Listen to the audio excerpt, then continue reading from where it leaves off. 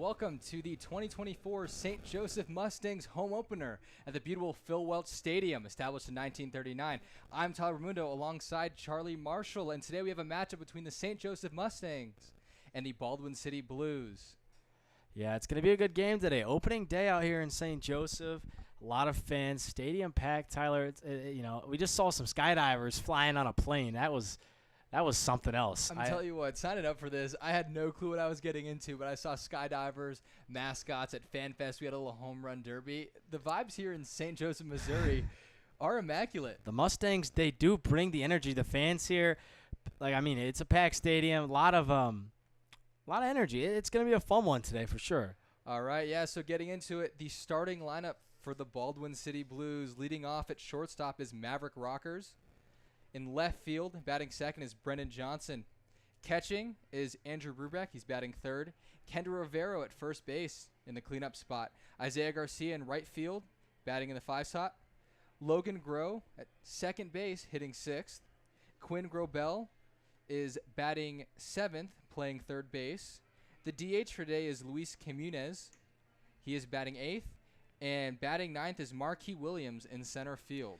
Yeah, pitching is Austin Arocha, and he's headed to Allen County Community College next year. Yeah, that's Allen County is a good little community college. But when looking at the lineup, the one guy that I would say that stands out for me is Brendan Johnson from Baker. Baker's not too far from here, probably about an hour and a half, right up there next to Kansas, Lawrence. He hit 429 last year. He hit 4 runs, 42 at bats. He's definitely the power threat. He's the best overall hitter that the Blues have out here today, and so it's going to be it'll be interesting to see exactly how the Mustangs go about pitching to him. Considering in my opinion, he's by far and away the best hitter in the lineup. We're going to take a quick break for the national anthem. When we come back, we will have the Mustangs defensive and starting lineups.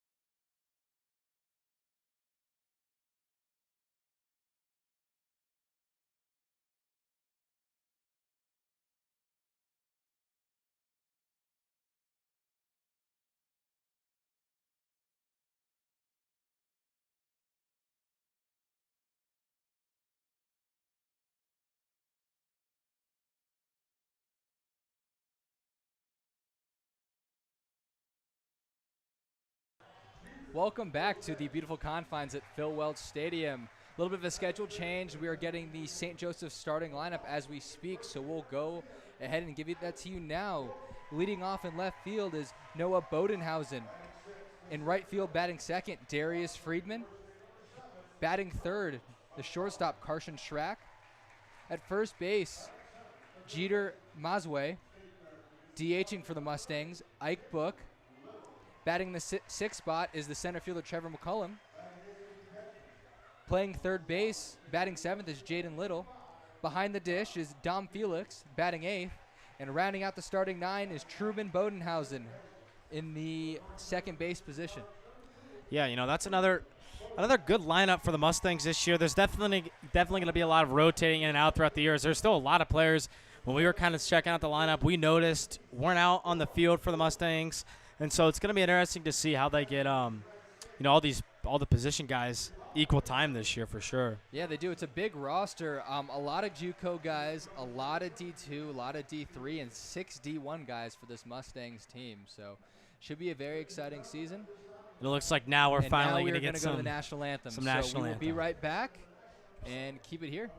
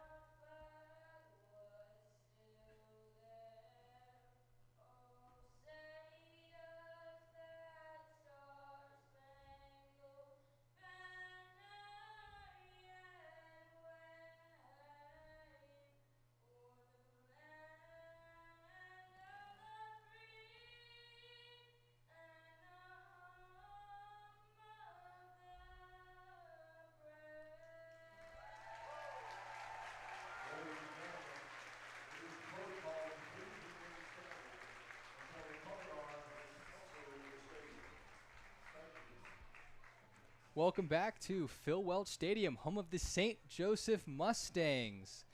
And as we talked about, we were going to get into the defensive lineup for the Mustangs. Pitching for your Mustangs is Roy Holcomb, a senior from Southern Indiana University. Behind the plate is Dom Felix. First base is going to be Jeter Mause. Second base will be Truman Bodenhausen. Third base, Jaden Little. Shortstop, Carson Schrack.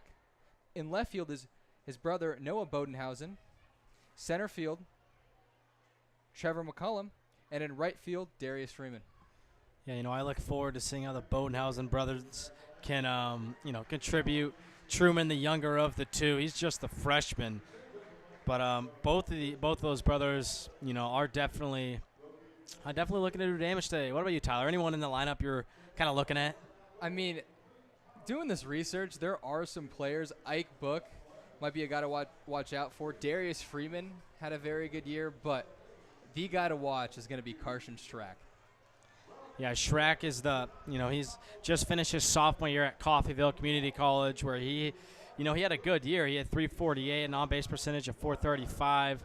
A really good year for Schrack, and he's recently committed to Arkansas for next year. So I don't know how much attention everyone pays to college baseball, but Arkansas is definitely one of the better teams in the NCAA, and so for Schrack to be going there is no easy feat, and it shows what kind of ball player he is. He's the only guy on the roster who is going to a Power 5 school. Also, if you can see on the stream, we do have a national anthem standoff.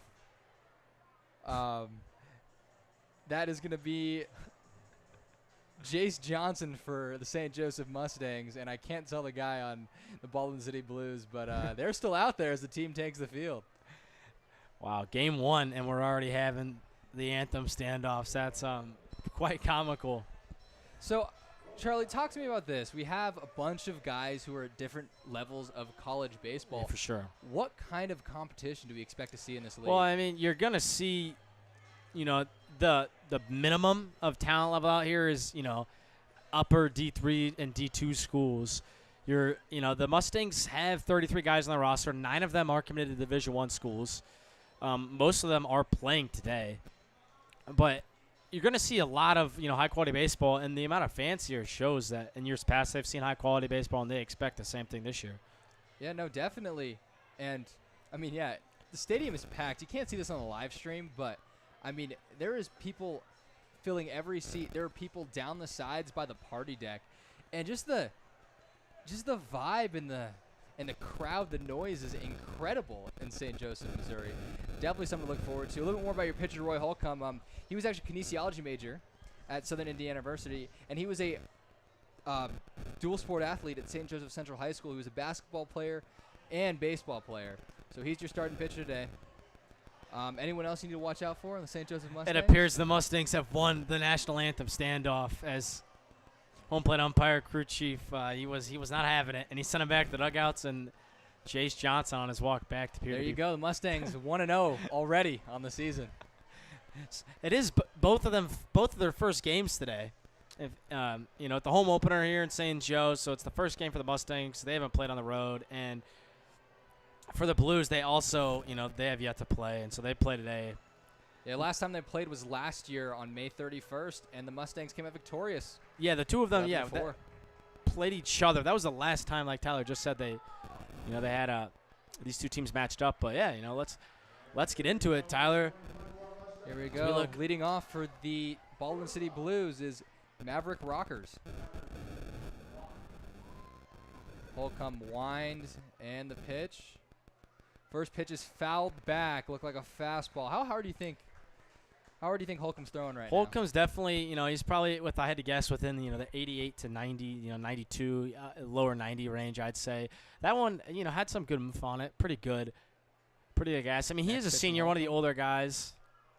It's the fastball up. Also, is going to be we're pretty far back here. If we disagree with the umpire, you're probably seeing this a lot better than us. You got a 1-1 count here. Holcomb winding the pitch. Fastball misses just outside. 3 fastballs to start up this outing. Charlie, have you ever played a crowd of over 4,000, 5,000 people? Yeah, I think the biggest crowd I've ever played in myself was my high school, district championships, and maybe a couple of thousand people there. But this crowd probably, knocks out. It's a big crowd here today. A lot of these guys playing at Division II, Division III, JUCOs, most of them JUCOs actually. They're not used to 3-1 pitch is cut on and missed by Rockers. They're not used to these big crowds. So, I'm sure this is also kind of cool for everyone, including the players, just to see how many people are here. All right, we got a full count here. Winding the pitch from Holcomb.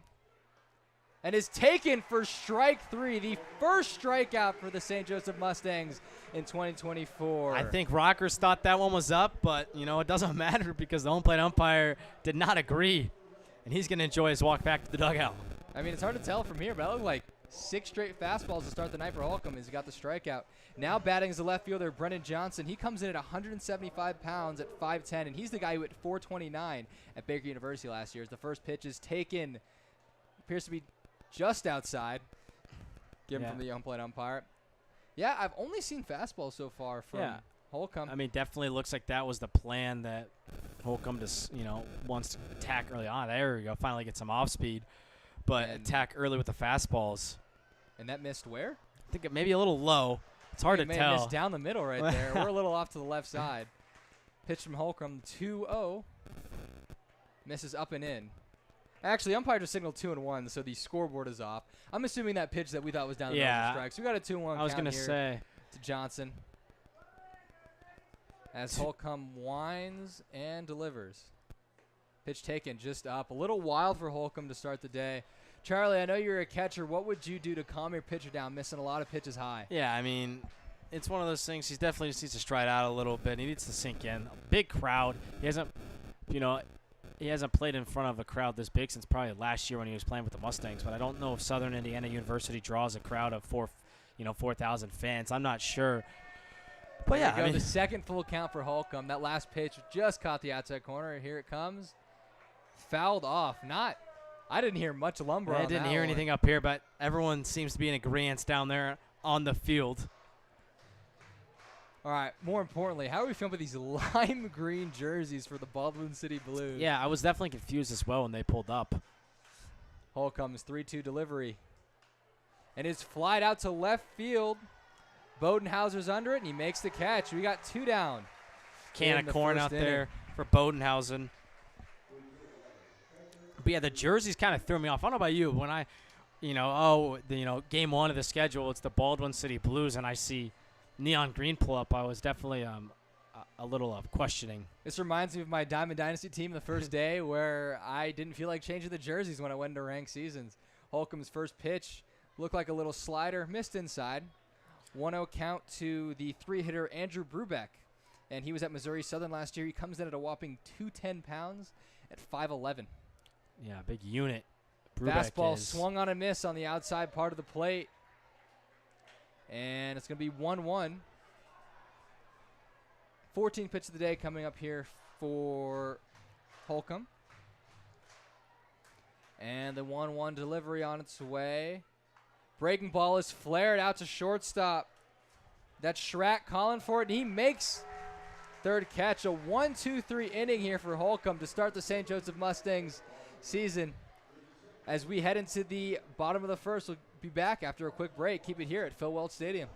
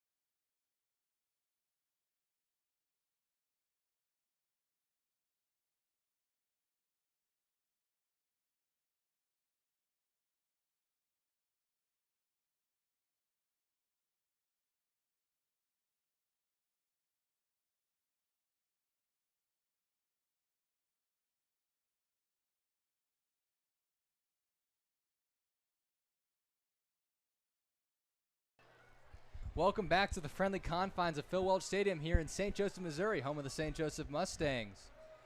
Leading off for the Mustangs is Noah Bodenhausen, the left fielder.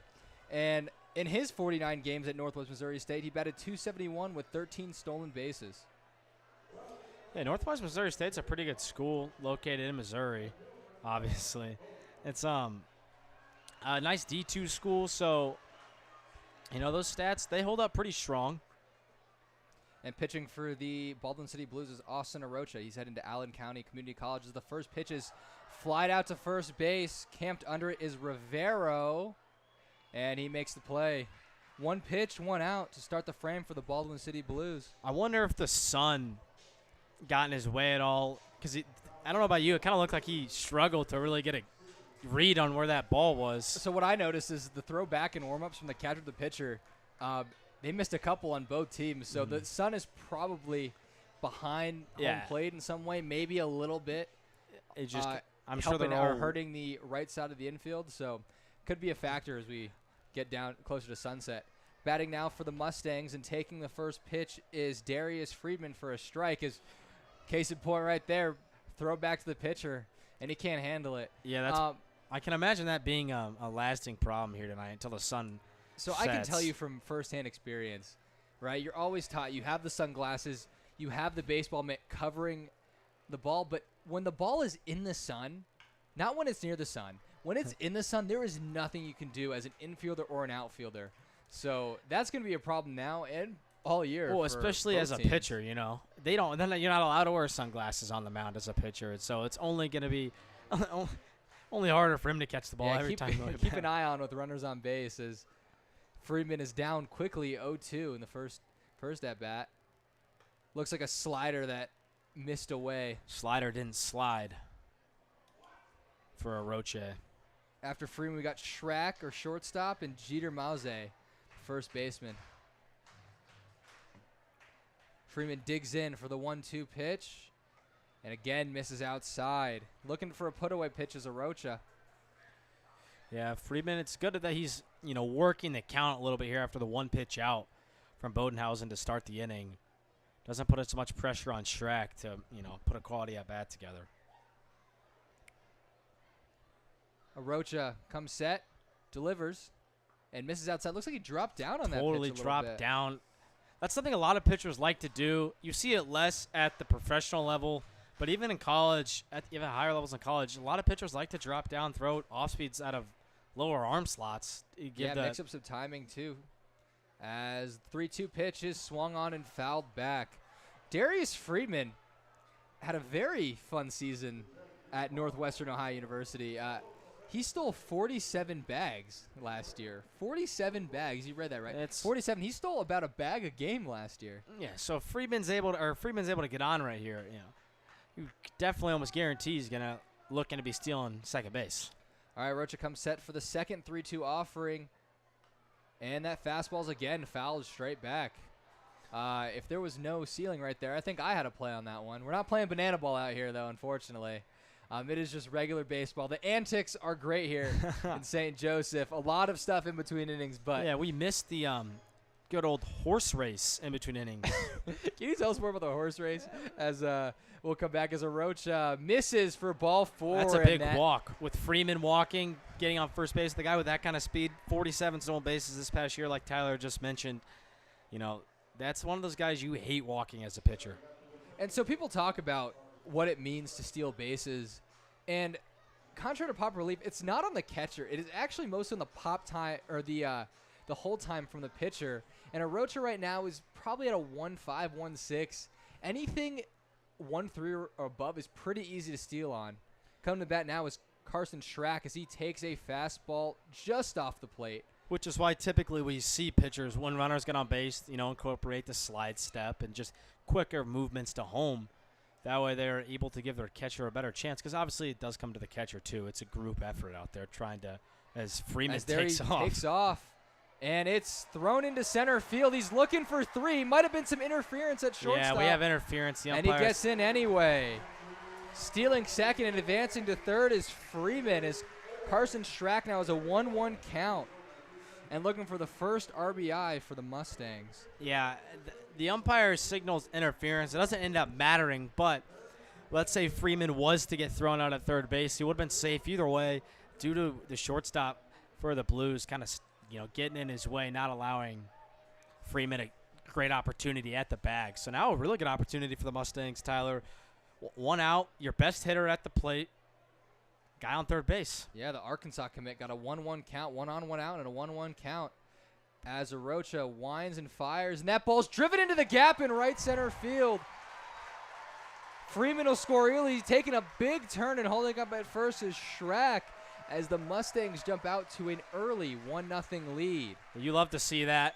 Schrack doing exactly what we talked about, pregame, exactly what we thought he was going to do, producing for the Mustangs early on, gives the Stangs a 1-0 lead. And now up for the Mustangs is Jeter Mause, the 6'4" first baseman out of Gateway Community College. He had 8 bombs last year, and he was on the Hamilton High School team in Chandler, Arizona, who was ranked 8th in the country in 2023. As first pitch gets by the catcher, Brubeck, and Schrack takes second easily. We got another runner in scoring position to start this game off. Arocha needing to find the zone early. He already had a walk, and he had a walk from an 0-2 count on Freeman. Can't be afraid to go in there. Sloppy baseball from Brubeck so far behind the plate, letting the ball get by him, throwing a ball into center field. As that ball is fouled off to the right. It's going to be 1-1 now for Mause. Typically, you could make the excuse, game 1 of the season. These guys haven't played together, but still, you would expect them to be sharper getting fresh off a college baseball season. Yeah, there's a fastball at the shins as Arocha drops down and misses. Looked like some sort of breaking ball that didn't really have a lot of lateral movement that missed low. We got a 2-1 count here for Mause. As Arocha comes set and deals. Fastball is fouled off toward the third base dugout. As you hear the Wii Sports in the background. That brings back memories. How was your Wii Sports baseball game back in the day? I was an avid Wii Sports player. I enjoyed myself. A lot of Wii Sports baseball. I was definitely the best in my family. I carried a lot of them to some Wii Sports championships. Ooh. As that pitch hits Mause in the shin, it looked like, and he'll mosey on over to first base, bringing up first and second for the DH, Ike Book. Yeah, Mause didn't seem to be bothered too much by that one, as that appeared to be a breaking ball. Arocha not throwing terribly hard anyway, so, if you're Mause, you take your free base. All right, Ike Book, number 10, coming up to the plate. He is homegrown in St. Joseph, Missouri, and was all-state in basketball and baseball when he was a senior here. Last year in 2023, he played 45 games and led the team with a .394 batting average as he takes the first pitch for a strike. He's down quickly 0-1. But Ike Book, really the 3, 4, and 5 guys for this Mustang team, going to produce a lot in this upcoming year. Arocha comes set, and that pitch is fouled out to the left. Quickly did in an 0-2 count for Book. A little frustrated. Looked like a fastball on the outside part of the plate, and he didn't do anything with it. Book, coming from Washburn, who's in the MIAA conference, one of the better conferences in Division II baseball. The numbers he's put up are very impressive. He's clearly a player. That fastball is fouled back. Catcher Brubeck taking a look, and it's going to be foul. Nice little system they have here at the Mustangs. You can't really see this on screen, but they have netting that funnels back toward the field. I guess in the majors you can lose foul balls left and right, but here at Phil Welch, we try to preserve those. Can't afford to lose all the balls here at the Mustangs. But like I was saying, Book's definitely a player. He's going to be one of the best players for the Mustangs this year. He's proved it back-to-back years at Washburn, a very touted school. So, again, like Tyler was saying, the 3, 4, 5 guys on this team can do a lot of damage. All right, and that 0-2 pitch misses just outside, making it 1-2. Good battle so far for Ike Book, being quickly down. But he's making through a lot of pitches. Arocha probably around the 20-pitch mark, and he has 1 out in the first inning. As he winds and fires, that pitch misses inside, bringing the count even back to 2-2. What are you seeing from Arocha here? He's getting ahead of some guys, but just can't seem to finish the job. He's not finishing everything off. He's gotten ahead of back-to-back hitters, but then he's let Schrack put a ball in the gap. He then hit Mousy as he strikes out Book. Yeah, it looked like a very good changeup there. He was super out in front. He probably dropped 10 miles an hour on that pitch. He doesn't throw too hard. What would you say, mid-80s for this guy? Yeah, no, he's not throwing too hard, but he's definitely keeping hitters off balance, as you saw Book way out in front there. That's the best. That was one of his best pitches of the night for sure from Arocha. He's been, like you mentioned, just not quite finishing it off. A little slow, just kind of getting everything going for the Blues. Now for the Mustangs is his teammate, Trevor McCullum, as it's hit deep into right field, and it's balls down in right field. Garcia with a diving effort, kicked off his glove. That'll bring in 2 runs as McCullum's in with a stand-up triple. Stand-up triple. What a good piece of hitting from Trevor McCullum as he drives the ball. It just went opposite field, just out of reach for the right fielder for the Blues. You can't see that on screen either, but from where we were standing, that was going to be a heck of a play. Came down right on the line. I can't tell if that ball would have landed fair or foul or not. But up now is the third baseman, Jaden Little. Yeah, that's a big knock for the Mustangs. It would have been only 1-0. Rocha would have been able to preserve a little bit of his damage. Instead, a huge knock from McCullum, and all of a sudden the Mustangs are up 3-0 in the first inning. On opening day. As Little's quickly down 0-2. Again, getting ahead for Arocha, but can't seem to put these guys away. All right. Come set. About to come set. Long look in. Couple shakeoffs. Arocha and Brubeck not on the same page. Looking for a put-away pitch. That's what they're looking for all game.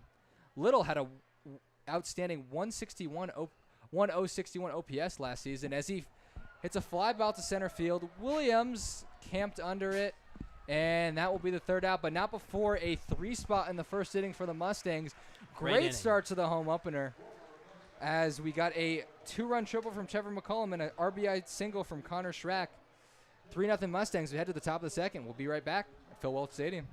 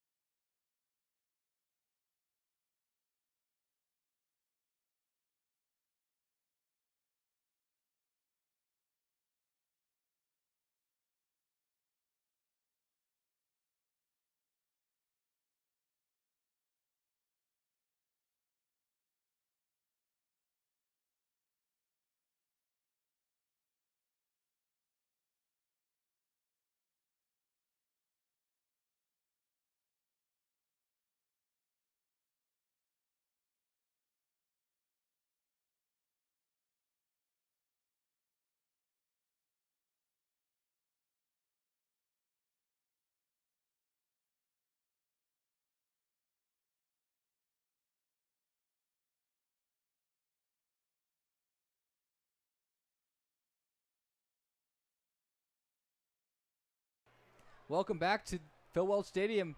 The home opener for the Mustangs there jumped out to a 3-0 lead thanks to a triple by Trevor McCullum and a single by Carson Schrack.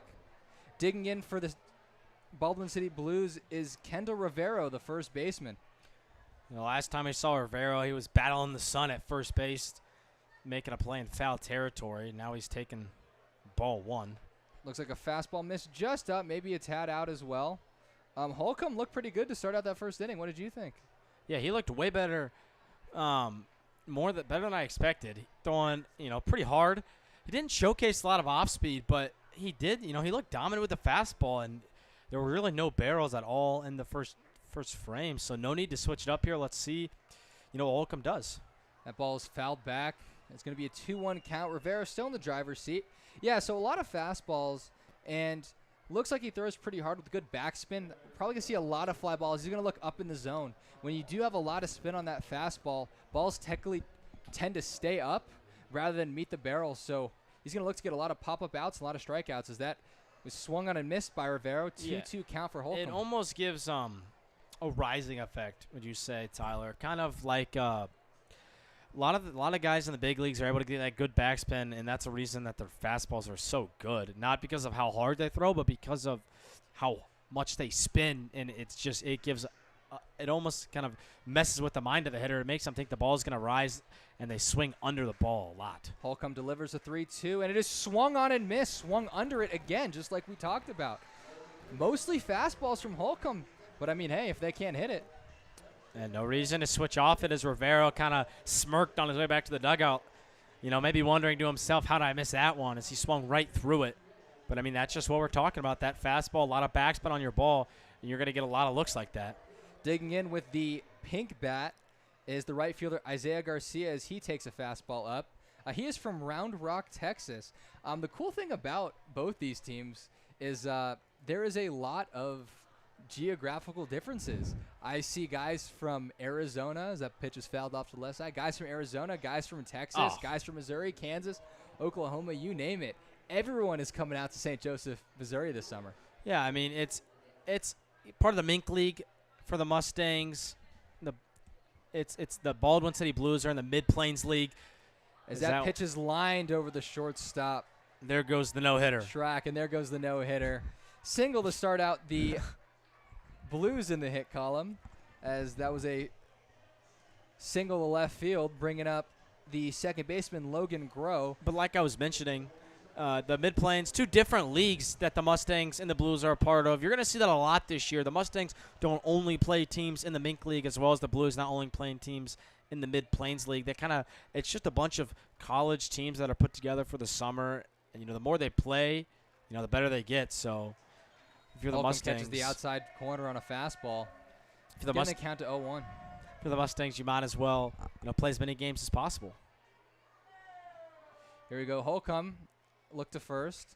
Not his best move. We'll see what he has. He's pretty quick to the plate. Don't know much about the speed of Garcia over there, but he's batting fifth. He's got a sliding mitt, though, so that's +5 speed right there. +5 speed. You know what they say. You look good, you play good. You look fast, you play fast, I guess.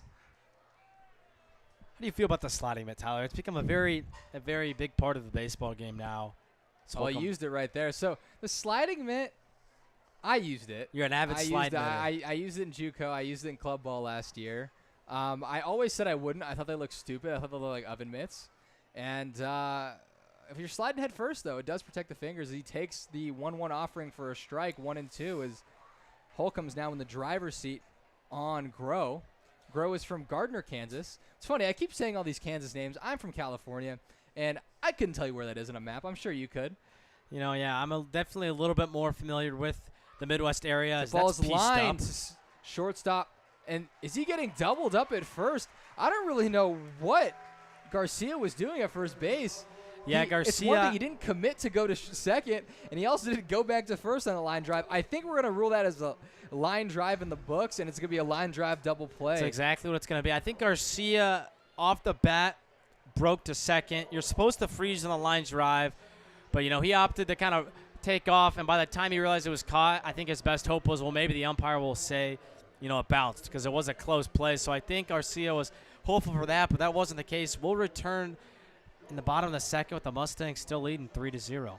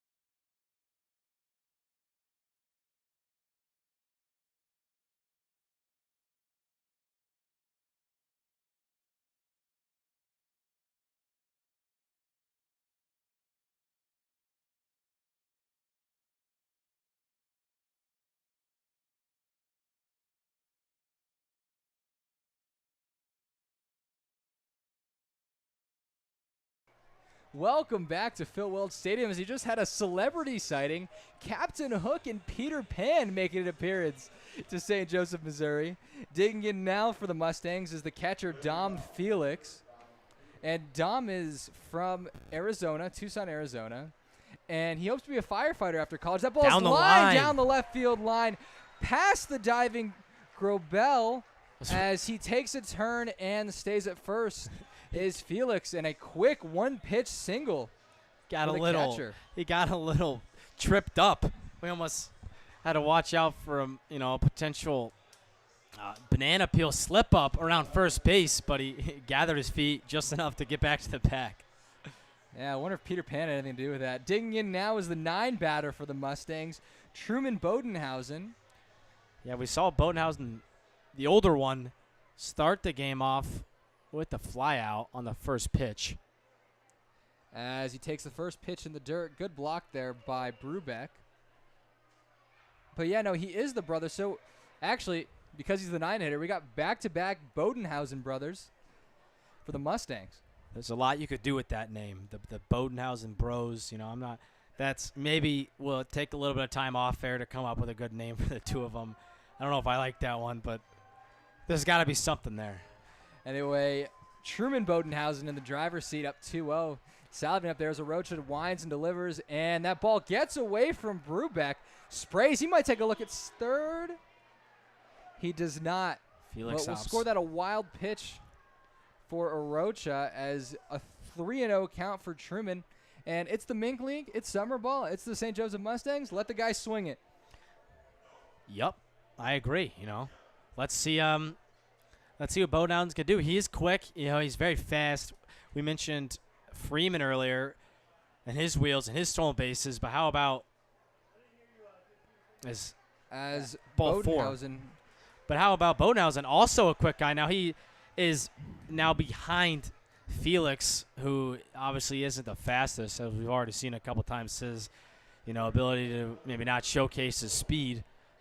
But 2 on, no out, Tyler. All right, here we go.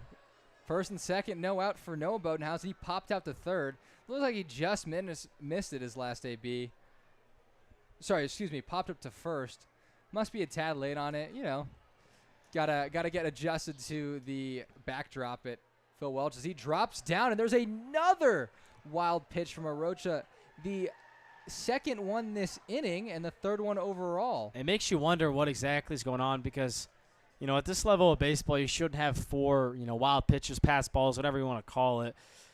These have been more wild pitches, but I like to call them, blockable wild pitches in a sense of Brubeck behind the plate's had a chance, maybe get in front of it and kind of hasn't, but they're also not great pitches to begin with, so you can't really put the blame on him. Yeah, but I don't think the ball's moving too much back there as he goes back over the top. Yeah, so Arocha does have a little sidearm slot he likes to get into, and typically is from the 3/4 slot, as it brings a 1-1 count for Bodenhausen. Runners on second and third looking to break this game wide open. Yeah, already 3-0. I mean, the Blues are definitely in danger if they can't, get out of here. That ball's lined over the second baseman's head as Bodenhausen's going to drive in two. In comes the 5th run, and Bodenhausen will advance to second. On the throw back. So Bodenhausen's single scores Felix and his brother Truman. That's a beautiful piece of hitting from Bodenhausen right there. Not afraid to just put a good piece of wood on it and drive it the other way, right over the second baseman's head. That's kind of what you're taught as a hitter. You have an outside pitch, try and hit it right in that right center gap, right over the second baseman's head, and that's exactly what Bodenhausen did. As the Baldwin City coach is going to go out and check on his guy here. As a pitching coach, I'd be just trying to calm this guy down. He's probably not used to playing in this crowd, and he might be pressing up there with 2 strikes. I mean, he's clearly not settled in. He's given up 5 runs. He's only had 3 outs, and that's going to be his day as Arocha. A quick day for Arocha. Head coach for the Blues, Tanner Kilmer, was not messing around. Already given up 5 runs and another runner in scoring position. So the final stat line for Arocha is 1 inning pitched, 5 runs on 4 hits, and he recorded 1 strikeout. Not the start to the season that Arocho or the Baldwin City Blues are looking for. We're going to take a short break as the lefty comes in for the Baldwin City Blues. Keep it here at Phil Welch Stadium.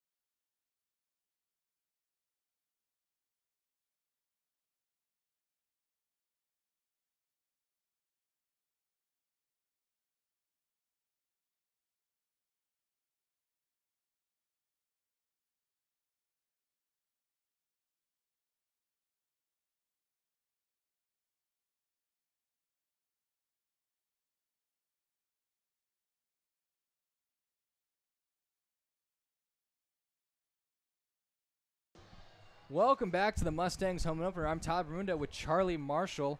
Coming in for the Blues is Ty Clark, the lefty from Baker University, as he delivers and fires and throws a pitch up and in. Permission to buzz the tower? Yeah, I'm not sure what happened there. This is the last guy I think you would want to hit for the Mustangs. Freeman. That's Darius Freeman. He had over 40 stolen bases last year. We already saw it already in the first inning. As that lefty-lefty matchup, he waves at a fastball. 1-1 count here for Freeman. Clark at Baker University last year, bit wild. He had 12 innings pitched and walked 11 while only striking out 2 guys. So a high walk guy, not a high strikeout guy. Not really what you're looking for out of a pitcher. As he winds and fires, and it looks like a little breaking ball just misses off the inside part of the plate. As Freeman now is up in a 2-1 count. He walked his first time out. Yeah, Freeman's going to enjoy that one as that pitch was just inside. You love taking those close pitches and being Clark rewarded holds as a hitter. Bodenhausen on second as that ball nicks Freeman. As he will take his base, so 2 free passes for the right fielder. He was walked in the first, and now that is the second hit batsman of the game for the Mustangs. Yeah. Now batting is the lefty Carson Schrack, the shortstop. Early pitching struggles for the Blues. You know, I'm sure when Kilmer, the head coach for the Blues, went to the pen, he was hoping for a better result than a hit by pitch for the first batter of the game, but that's what he's going to have to deal with. Could be also back-to-back lefties. Maybe that's why he went that way, as that was a fastball in for a strike. That definitely had a factor in. As now we're back to Schrack, who already has the RBI double, 2 RBI double. Clark kicks and deals and misses again inside. He could have stayed in there on that one. Yeah, I almost thought he did based off his reaction to the pitch, but Schrack stepped back in there. I'm sure he wants to swing it anyway. I don't know, when you're a junior college stud at Phil Welch Stadium with 4,000 attendance, I don't want to get my hacks in. Clark, the 1-1 is a double steal as Bodenhausen is called out at third base. Taking second base is Freeman. What do you think about that play right there? It's a little questionable for sure. You don't hate it. You know, they're just trying to be aggressive. They're already up 5, though, with your best hitter at the plate. It's definitely, some might call it too aggressive, but it doesn't pay off for the Mustangs. The Blues are able to get the first out, but still, Freeman, one of the fastest guys, if not the fastest guy on the team, in scoring position with Schrack up, a chance to grow the lead, so it's not the end of the world. All right, the 2-1 pitch to Schrack. Winds and deals, and that ball is driven out to center field. Going back on it is Williams. He'll have a play. Taking third is Freeman, and the throw's not going to be in time. That man is a speedster out there. He is going to be a force at the top of the lineup the rest of the year. I mean, you saw right there with that contact result why the Mustangs were attempting the double steal. If it was successful, it would have been a run on the sac fly there. But it wasn't. So the Mustangs now have 2 outs with Freeman in scoring position on third base. Now up is the Gateway Community College prospect Jeter Mause, the first baseman. He was hit his first time out, as now he's here to face the first lefty of the year for the Blues. First pitch, and it misses outside. He is loving that right side part of the play. That's his arm side. Typically when a pitcher misses arm side, his arm is late. So his body goes first, causing the arm to lag behind. You're going to see a lot of pitches on the outside and maybe a couple of yanked off-speed pitches. 1-0 pitch, and that ball is flared out to right field. It's down. And that ball's going to get down in front of Garcia, as that brings in another run. 6-0 Mustangs on that RBI single from Mause. In steps now with the DH, Ike Book. Yeah, and I mean, sometimes you'd rather be lucky than good. You know, you love those hits as a batter. Jeter Mause just kind of poked it out there, and that's one of the best feelings as a hitter, standing on first base knowing you got away with one. Yeah, the free pass is not helping out the Blues, as Clark delivers and misses just outside. That run that came in was Clark's because he was hit by a pitch, and Bodenhausen was called out. So Arocha will exit with only 5 runs given up. Clark now on the lefty-lefty matchup. The 1-0 pitch, and it is taken right down the middle. A little frustrated is Book. Yeah, so that means Arocha's final stat line is 1 innings pitched, 5 runs given up. So not the greatest thing in the world. Only 4 hits. So not, when you look back at it, 4 hits, 5 runs, and through an inning of work, I think Arocha will, he'll go back to the chalkboard, figure some things out before his next start for sure. All right, here's Book in the 2-1 count. 2-1 count, 2 outs. Mause at first, and he is just out in front of that fastball. It's fouled straight back. Yeah, he was on it enough, but just kind of surviving his Book, trying to see the next pitch. Yeah, I don't know if he took anything off of that or he was just out in front, but his body came forward. He ended up fouling it back. Typically when you foul ball backwards, it means you're late because your bat is going up through the zone. Here's Clark, the 2-2, and again reaching is Book, but staying alive. These are just hacks to kind of, like you said, staying alive. He's not trying to get a hit with that swing right there. He just doesn't want to get rung up. Yeah, Book, not the biggest power. He did have 3 triples last year, but was mostly a singles guy. 2-2 pitch again from Clark, winds and fires, and that is a slider left up in the zone. Yeah, left way up.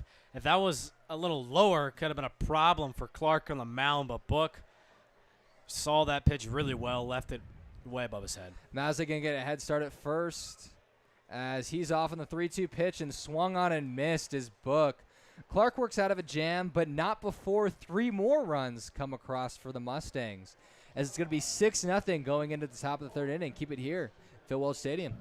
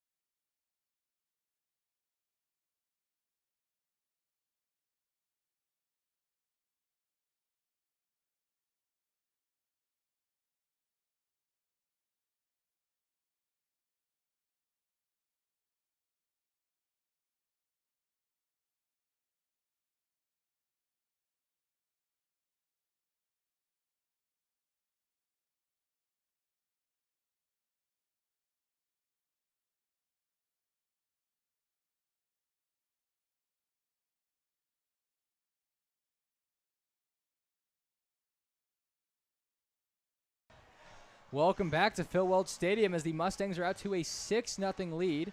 Stepping in for the Blues is Quinn Grobel, the third baseman. Holcomb has faced the minimum, allowed one hit, but then got that line drive double play to end the top of the second. Yeah. Good work from Holcomb so far in this one. Being quick. He's not wasting any pitches.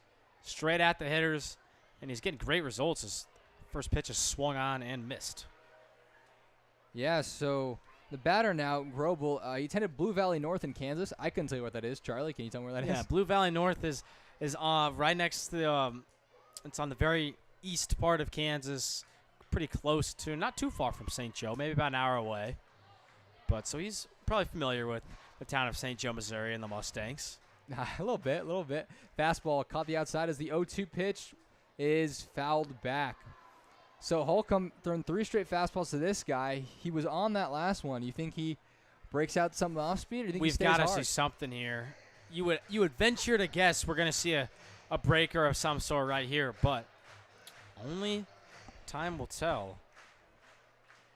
Yeah, he's got a nice little fastball with a little bit of arm side run. I could see him having a nice little hard slider, maybe 5-6 miles an hour off that fastball.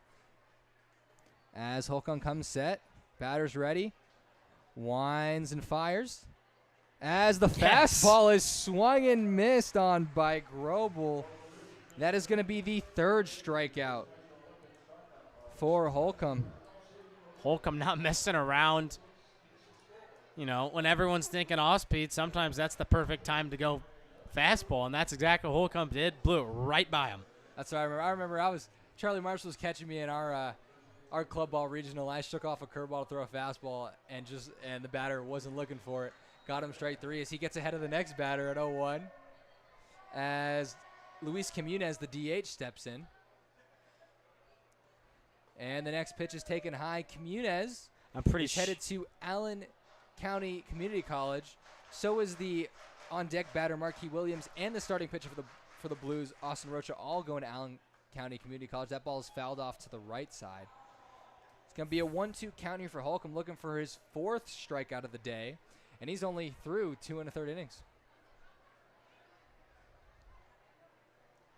Holcomb comes set and fires as there's a breaking ball taken just off the inside. A lot of excitement for one curveball from you, Tyler. You were excited to see that one, huh? I'm a lefty junk thrower. I love seeing that. 2-2 count even to Comunez, the DH. And the pitch is fouled off again. That's back-to-back. Maybe he hears us. Maybe that's what's going on the pitch comm. It's not actually the pitches, but hearing the St. Joseph Mustangs live broadcast here on YouTube. Probably would be very helpful from out there on the mound, I would imagine. As the 2-2 again is swung on and missed. The 4th strikeout here for Holcomb. And steps in from Orange Park, Florida, Marquis Williams, the center fielder, as he is a tiny little lefty up there.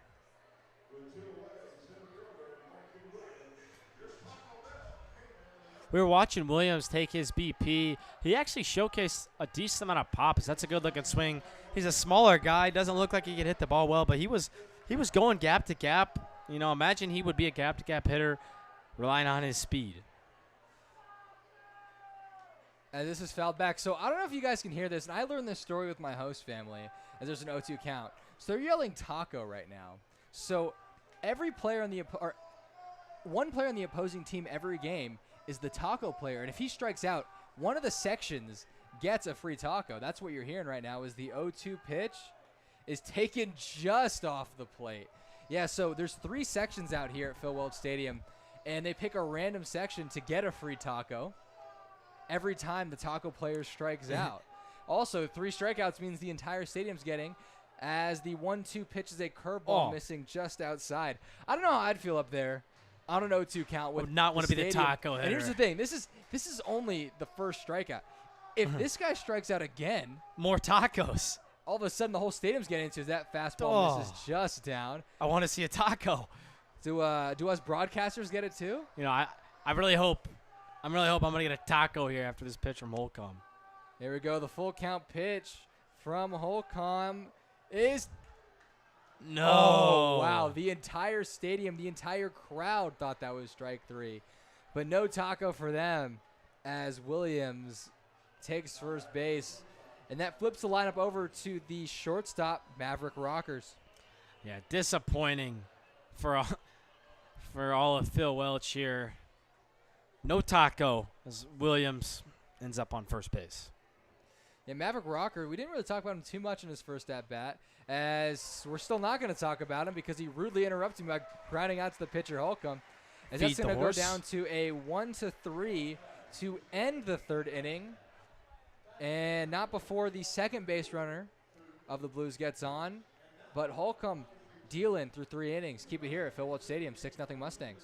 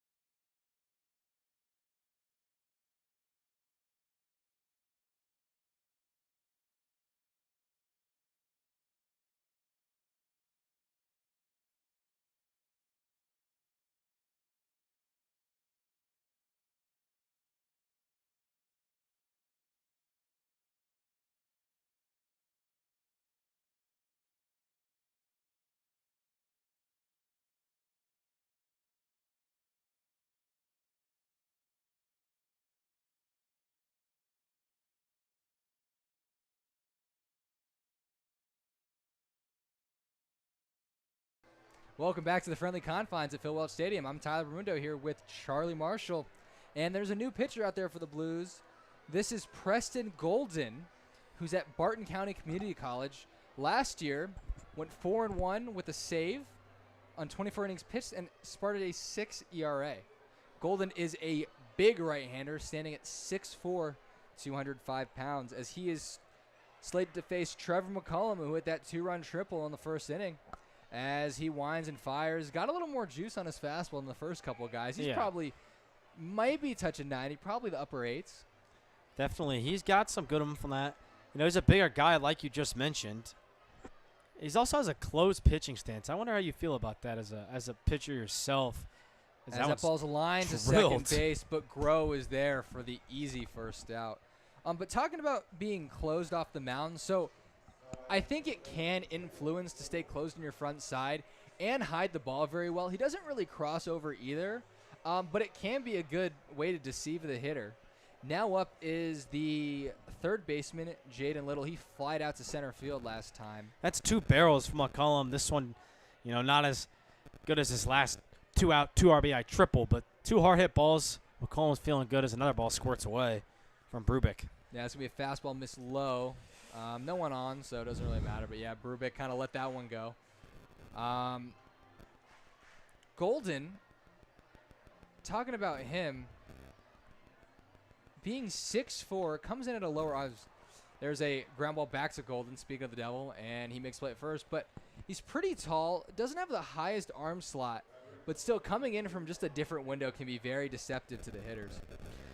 Golden, he's definitely looked better than Arocha and Clark, the first two guys out of the pen for the Blues. Speaking of out of the pen, Clark, the lefty, his final stat line is going to be 1 inning pitched, 1 hit, 1 earned run, and 1 K. He faced 4 guys as the next pitch to the catcher, Dom Frelix, misses just inside.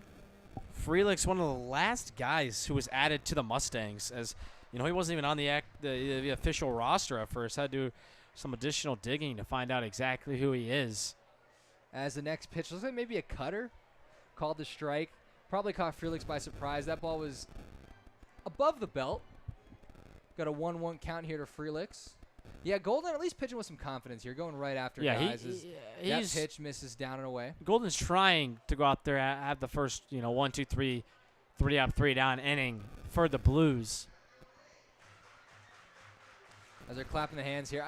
Just the environment. This is not the typical summer ball environment. I played some summer ball. I don't know about you. For sure. I played some college summer ball, and the only people at my games were my dad occasionally. Yeah, no, it's typically like you're going to see it, especially when you see in a lot of the college summer leagues, like you just mentioned, a lot of parents, you get the family, you get some younger kids who like to watch college players, as that one was way outside. Wow, it's, and we're going to come back and talk about the automatic strike zone as Frelix watches strike 3. That pitch, I thought, crossed the plate, but just a terrible receive job by Brubeck. He still got the call. It's going to be 6-0 going to the top of the 4th. Mustangs are ahead in their home opener. Keep it here at Phil Welch Stadium.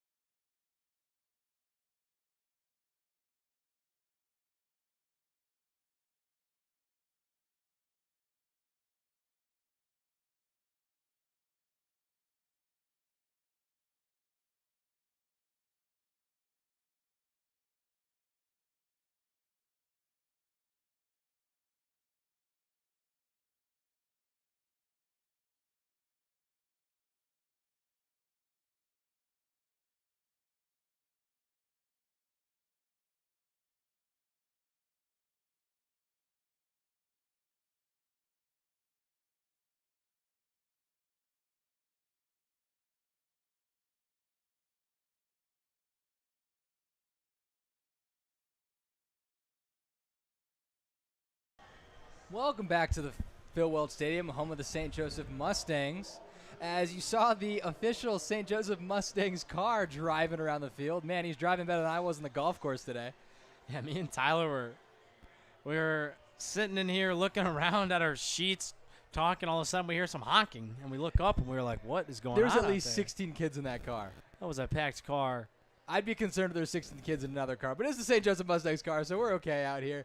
As the first pitch from Holcomb misses just outside to the left fielder, Brendan Johnson. He flied out to left field the first time. Still, coming off of a fantastic year. He hit .429 last year for Baker University. That ball's fouled back. I got it. Oh, we that heard landed right on top of us, hit actually. the roof. I had that play. I'd have to move. It's coming right in the lap. All right, here's Holcomb's 1-1 delivery to Johnson as the left-hander takes a breaking ball just off the outside part of the plate. Going back to last inning, though, automatic strike zone. Charlie, give me your immediate thoughts.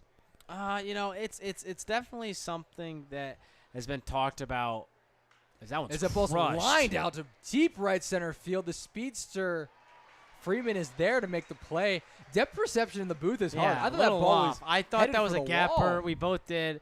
Apologies for a little bit of an overreaction there, as that was camped under by. Yeah, we've never done a Freeman out broadcast from back here. It's I can understand why some of those MLB announcers have gaps. Digging in now is the catcher and the 3-hitter for the Blues, Andrew Brubeck. But yes, going back to the automatic strike zone, Charlie, what are your thoughts? Yeah, it's something that I think could be good for the game if done correctly. Although it's going to slow down potentially. You know, how exactly do they go about it? Is it something that the umpire gets?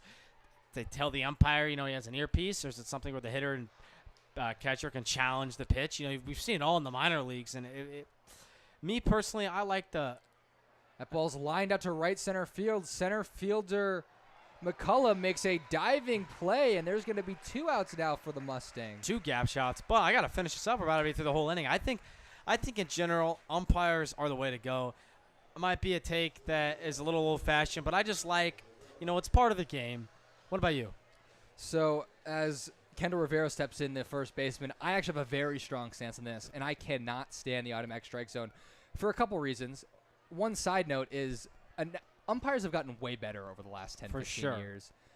But the biggest thing is the value of the catcher position goes out the window when you don't need to frame It's a pitch. very true. A lot of catching, especially now with the advanced metrics in baseball, people like to view their catcher as, you know, how good can they frame? How many strikes are, as that was a huge wave and a miss. Yeah, it's 0-2 now to Rivera. But, yes, the catcher can almost stand up now with an automatic strike zone. How many? Also, as a pitcher, you don't have to hit your spots necessarily.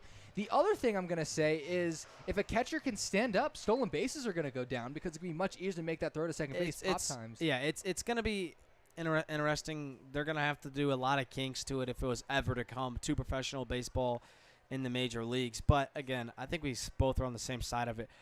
It's just not baseball at that point. It's, you know, they're doing too much. That one's fouled back. It's fouled There's just a lot of negatives that come with it for maybe, 3 or 4 better calls a game for the most part with these professional umpires. You know, they're good. They really are. The other thing you have to note is the box on the screen is not always accurate. And so it's very apparent when a guy does miss a call. But also, the box is 3D. So if a ball is a curveball on the back part of the plate, that's still technically a strike as that curveball just misses to Rivero. Holcomb thought he got the call. The PA announcer thought he got the call here, too, as the announcer said, what? But, yeah, 2-2 count, 2 outs, 2 here to Rivero. But, no, I am okay with some of the changes being made. The pitch clock, as that fastball's taken up. I'm okay with the pitch clock. I'm okay with the bigger bases. But changing umpires, taking that out of their hands is something that I wholeheartedly disagree with. One thing you can do is I would say put a sensor on the bases, though, because tag play should not be. That's why there's replay review as Rivero cuts on and misses for strike 3. Holcomb's 5th strikeout of the game. But, yeah, tag plays and plays at first, I say should be right almost all the time. But in terms of pitch framing and keeping the catcher back there, I definitely think umpires are still the way to go. I agree. Definitely a lot of, baseball's in a weird spot right now with all the technology. It's going to be interesting to see exactly which way it goes, deciding how they decide to utilize, the technology at their fingertips. But that's it through top of the 4th. The Mustangs still lead it 6-0.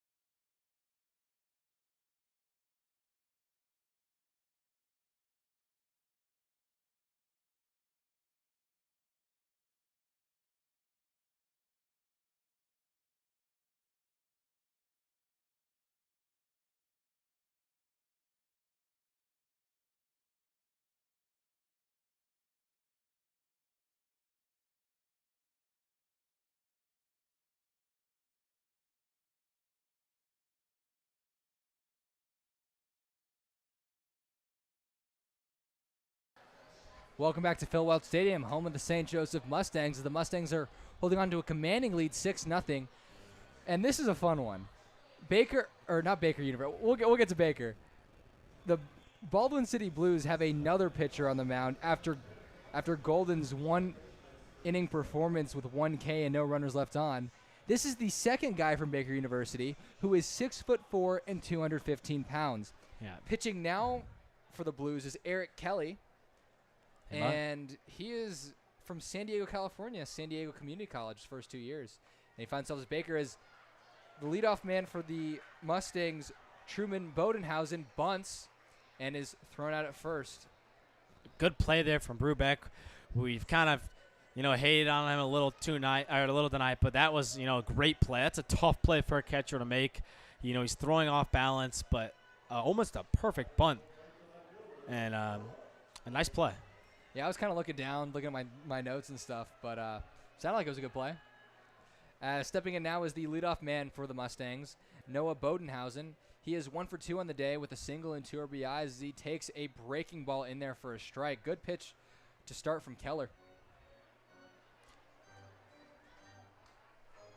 Keller getting ready for the 0-1 pitch to Bodenhausen as it's another breaking ball, just low. Bodenhausen wanted that one. Decided not to go. Good decision.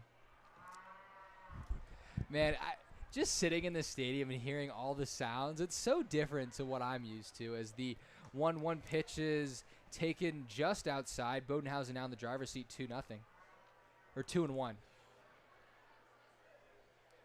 2-1. Fastball count if you're Bodenhausen. As the 2-1 pitch is taken down the middle. And that was a fastball. I'm not sure what he was looking for. Sometimes if you're looking for a pitch maybe inside, you'll take one down the middle on 2-2. Still got a strike to play with. Eric Kelly at Baker University last year went 1-2 with a 10 ERA, but had over 9 strikeouts per 9 innings, meaning he struck out more than a batter an inning. As Noah Bodenhausen, full count, 3-2, 1 out. Kelly winds and fires as that pitch is taken just low. Another free pass. It's a lot of walks tonight from the Blues as, again, they just continue to struggle with, giving free bases to the Mustangs. And let's see if the Mustangs can capitalize again like they've been doing. In steps now the very speedy Darius Friedman. He has not had a official at bat. He walked and was hit by a pitch as that ball is fouled straight back. I think Charlie and I could have at least 3 outs right now. I had that one for sure. But it's kind of nice. You see the broadcast booth on MLB, and I think it's a lot higher up. Definitely is. A lot. And also we have the netting right here. Netting in MLB is much higher, so a lot of these foul balls that are lined pretty hard back aren't going to be – they're going to be put back on the playing field. Ours is a little raised, so we can see it as that pitch is grounded up the middle. Uh-oh.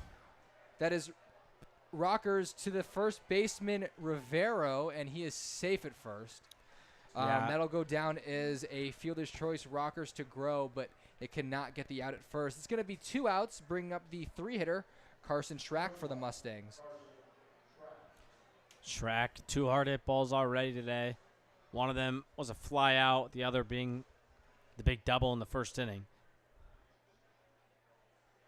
Single. Single was an RBI single. That was Trevor McCullum with the triple in the first inning as Schrack, the left-hander, waits on the first pitch, and it is taken outside.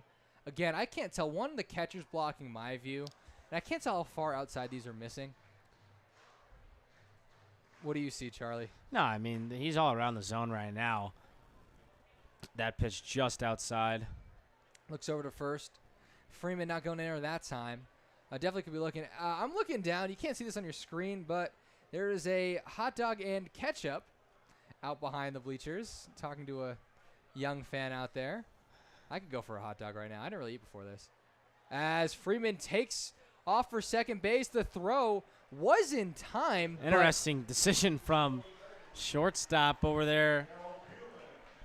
I'll try to understand. That ball looked like it short hopped him a bit. Looked like he was surprised he actually caught it and forgot to put the tag down. Yeah, I don't know. That ball was not a terrible throw, and Brubeck threw it in well.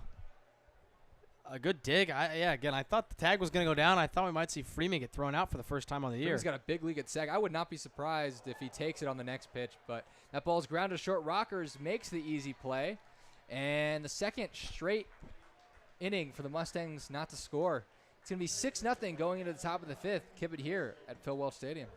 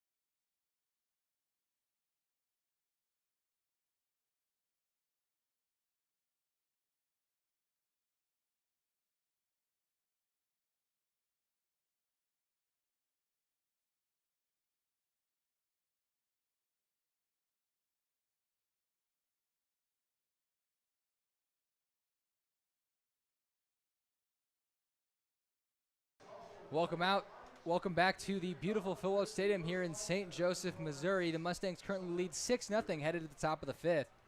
Leading off for the Baldwin City Blues is going to be the right fielder Isaiah Garcia. He is 1 for 1 on the day, as Holcomb is coming out for his fifth inning of work. Winds and fires, and that pitch is fouled back. Yeah, two different approaches. Obviously, the first couple of guys for Baldwin City got roughed up, but they've used 4 pitchers up to this point, and Holcomb is out there for his fifth. First start of the year in summer ball, you think there's a pitch limit? Yeah, it's tough to decide. I mean, you kind of got to trust what's going on back there in the Baldwin City Blues' bullpen because, like I said earlier, Tanner Kilmer last year won the Mid-Plains League Manager of the Year award, as that one squirts away. But, he's a very, he's done this before. It could have just been his starter came out early and he doesn't want to burn all his relievers, so everyone gets one inning and just kind of go from there. Or it's not league play. They're just trying to staff it, see what some guys have. As that ball is waved at and missed by Garcia, it's going to be a 2-2 count. That's another great point. A lot of guys on this team that he might have never seen pitch before. He's bringing in guys that he hasn't coached before, so it makes sense why he's trying to get a look at a bunch of guys. Down 6-0 early on. As a 2-2 pitch misses just outside. And when you're in summer ball, there's typically not many practices, if any. So a lot of this is just based off of their previous season stats and what they know of the player. The 3-2 pitch is taken. Oh, looks like just low. It looked like he was about to ring him up. Am I the only one who thought that might have been coming? Yeah, this umpire has some weird motions. The reason why we were confused at the beginning of the game was he would look left, and to me that looks like an outside pitch, but he calls it a strike in terms of his signaling. With a runner on first now, that brings up the second baseman, Logan Groh. Only the second walk surrendered for Holcomb. That one's crushed, but hit way too high. Yeah, crushed. The center fielder moved in a couple of steps. That was kind of hear it off the bat. That thing was skied. It sounded beautiful from where we were sitting, but it got way under that. Yeah, it's also hard to see from. We're at the point in the day where the sun kind of appears back over the clouds. It's still daytime, but kind of lose. I'm sure we'll see some home runs at some point this year. I can't really tell where the wind's going either. In steps now the third baseman, Quinn Grobel. Weird pickoff there from Holcomb as he kind of threw it over the first from a lower arm slot than he's been pitching out of all night. I do the same thing, though.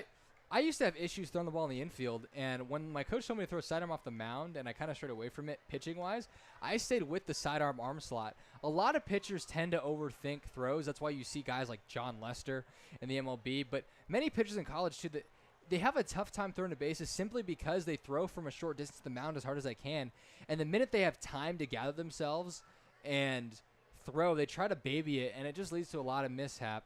Must have been a ball out something in right field. That was Darius Friedman going out there to retrieve it. As we got an 0-1 count here to Quinn Grobel. Runner on first, that is Isaiah Garcia after the walk. As Holcomb comes set for the 0-1.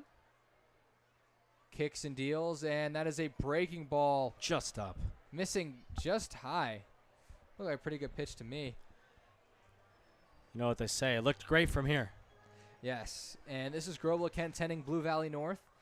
Again, yes, we're in St. Joseph, Missouri, but a lot of guys from the Kansas City area. As that pitch is fouled back off to the left side, it's going to make it 2-2. I think the scoreboard's wrong there. It's going to make it 2-2. A lot of pitches away here. See if he gives him something inside. He got his hands extended a little out in front. See if he can get something in his hands. Maybe see some firewood right here. Who doesn't love a good broken bat? As the runner takes off, and that ball is fouled back. Fouled right off the hands. Man, we're pretty good at this prediction stuff. Good stuff. Point for Tyler. I'm trying to look around the stadium. Stuff you can't see is we got a bounce house out here in right field. We got a guy sitting on the Mustangs dugout out there. We got some food out there in left field. Batting cages. The kids are hitting in it right now. As we got the 2-2 pitch from Holcomb is fouled back again. Good battle brewing here between Holcomb and Grobel. Grobel in his first at bat struck out swinging to lead off the third inning. Yeah, Grobel's a big dude up there. Definitely has one thing on his mind. He's trying to catch a barrel, put a ball in a gap, see what can happen. Holcomb Garcia with over. that sliding mitt dives back into first. Might be getting a little antsy over there. Blues in need of a run. Might want to steal a bag here. Got the back end of your lineup coming up. Grobel digs in the box as Holcomb's pitch is fouled off again. It's going to be the 9th pitch of the at-bat coming up, if I did my math right. As it is still a 2-2 count, not a 1-2 count. Can't really see on the stream, but the scoreboard says 1-2. Holcomb, we've seen him go fastball heavy all day today. You know, a battle like this, at some point, he's got to start bringing out the breakers. There's that. Also, as he picks off again to first base. I don't have an exact pitch count, but I would say he's probably in the upper 70s right now. He's been efficient in terms of batters, but they have battled quite a bit in this 5th inning, maybe in the lower 70s. As he winds and fires, and a fastball is swung on and missed. Beautiful fastball on the outside. That started on the corner and just tailed off of it. Nothing Grobel could do once he committed that swing. As now batting is the DH, number 9, Luis Quimunez. Grobel enjoys his seat on the bench. So Garcia out there at first. Quimunez was struck out swinging his last time up in the 3rd inning, as it was back-to-back strikeouts for Holcomb. He as of right now, 6 strikeouts in his 4th and 2/3 innings of work. That's another pickoff over there. Quimunez digs in from the right side part of the plate. A little bit of an open stance. Middle of the batter's box as the pitch is swung on and missed. Way to get ahead from Holcomb. Done a great job of that all day. First pitch strike percentage is well over 60%. Yeah, I mean, he's dominated the zone. But, you know, we mentioned his pitch count might be a little up. Typically when you see pitchers rack up the strikeouts, you're going to see their pitch count go up. It feels like a lot of his Ks have come on battles by the hitters, though. That probably just comes with his, you know, inability, or not inability, but his want to stay with the fastball. As there's a back pick now to first. It must be, maybe they don't know something we don't. Is Isaiah Garcia might be a burner over there. He's got the sliding mitt. Maybe you see him on the move here with 1-2 count. See if he can get a little head start. Yeah, I mean, 2 outs is a great opportunity to steal a base, although you just hate to make the last out of the inning at second when you're down 6 runs. As that pitch is fouled off, 1-2 count. Here's the thing, though. His strikeout, if he strikes him out here, it doesn't matter. The guy on deck is the one you're worried about, the taco hitter of the day. That's Marquis Williams, who drew a walk his last at-bat. So you're going to start hearing some taco chants if he comes up here. Again, 1-2 count to the number 8 hitter for the Blues. I wonder, how do they decide who the taco hitter is? Is it a fan? Is it, it's something that I'm going to have to look into after this game. I'm very intrigued by the taco player. You know what I'm really intrigued in? I want a taco, Charlie. I am so hungry. It's only the 5th inning. Hopefully we Mustangs can hold on and only play 8.5 innings of baseball. As the 2-2 pitch is taken just inside. So now Garcia will get a head start. 3-2 count. Couple breaking balls there from Holcomb, but nothing doing. Runner on first, 3-2 count. Ball in the gap will most likely score him, not before a quick pickoff move from Holcomb. That's a fun little pickoff move there from a righty. The one where he barely comes set, all of a sudden steps off. Might catch a runner sleeping here and there. Holcomb, Comunez, 3-2 count. As that pitch is taken just low. And here comes, for the Blues, the taco player of the day, Marquis Williams. Strikeout would be huge here in this situation, as we got a first and second, 2 out at bat for Marquis Williams. As Felix is going to talk to Holcomb right here. Calm him down. Shortstop Schrack coming in. As you can hear the taco chants already. If I had to guess about the conversation going on, at home, I'm sure it's, between Felix and Holcomb, probably a lot of taco chatter going on the mound. He's letting him know, a lot of pressure to strike out Williams right here. Right here. I would say this is a very high leverage at bat. Not necessarily for the score and the runners, but you can end the inning right here and give some of these fans some tacos to cheer about on the way home. See what Holcomb does. Dig and more dig deep important right news, here. though, this is a chance for the Blues to kind of get back in the game. If they get an extra base hit right here, scores 2, we have a bit more of a ball game. As that first pitch misses. Oh, no, never mind. It's a strike again with that weird. Got the scoreboard guy, too.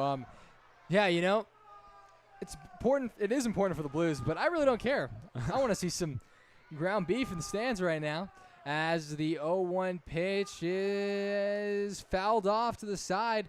Second 0-2 count for Williams. Last time he battled and worked a walk. As you're going to hear some big taco chants in this 0-2 count right here. Williams is teasing the fans at Phil Welch. There they go. 0-2 count, 2 outs in the 6-0 ball game. Blues need a big hit here to claw their way back into this game. Holcomb looks at second, fires and delivers a breaking ball. It is fouled off to the right side. It was crushed down the line. Williams was all over that. Probably don't throw that one again if you're Holcomb. Williams is man, I'm tired and hungry out here. Williams from the left side. Pretty muscular dude for being so small. Maybe skips leg day a little bit. But skips leg day. I hope he doesn't listen back to this recording. As that pitch is taken just high. It's going to be 2 on, 2 out, and a 2-2 count. You can tell just through Williams' first at-bat in this one here, he's just kind of a guy he's hard to put away. Yes, I agree. He battles. He might have a nice 2-strike approach. Comfortable with 2 strikes.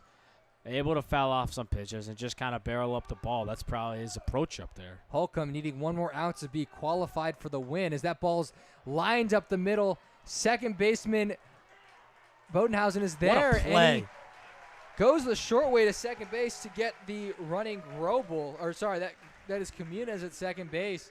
And Holcomb, now in line for the win, gets out of there. There was a lefty warming up the Mustangs pen. We'll see if he gets sent out there for another inning. But as of right now, going to the bottom of the 5th, Mustangs hold a pretty substantial lead, 6-0.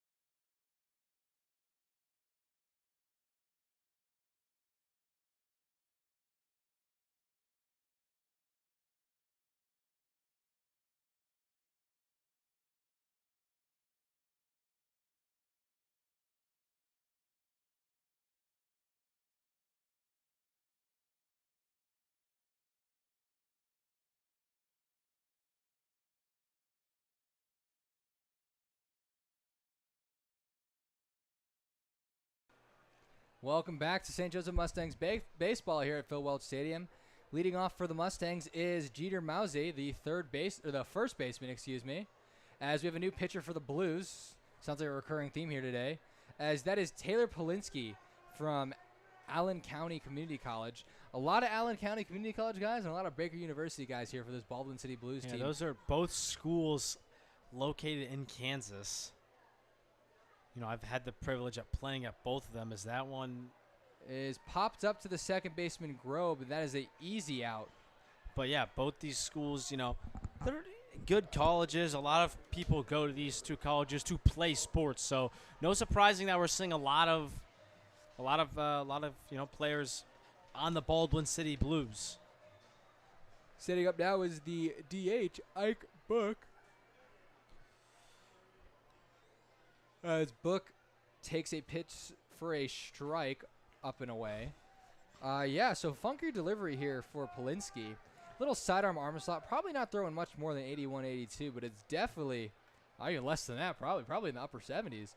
As it's going to be a 1-1 count. Yeah, 1-1 count. One out for Book. A lot of the time, he swings and misses. You see pitchers drop down to the lower arm slot when they're struggling or, not able to grab that extra velo over the top. And so that's why you typically don't see as many just missed hard throwers from down there. You're telling me that's why they're moving to sidearm, because I can't crack 80 miles an hour? That's messed up, man. Anyway, we got Tyler Ike Book coming here. to a realization here in the booth. And there's a reason why I'm out here talking to you rather than playing out there. And we got a full count here to Ike Book, the DH. He is 0-2 in the day with 2 Ks. Keller, the pitcher for the Blues last inning, pitched 1 inning, no strikeouts, and a walk. Faced 4 batters. We got out of there as Ike Book takes a pitch on the outside for ball 4. Good to see Book finally get on. Last time these two teams faced off, he had a double, couple RBIs. He was one of the better players for the Mustangs. Yeah, but luckily Book was able to turn the page on his first couple at bats. You're going to hear a lot of dad jokes from Tyler Mundo here on this broadcast, so just be prepared for that. I'm waiting for my mom to text me about that one. As stepping in and taking a strike is McCullum, the center fielder. He had that big triple in the second inning.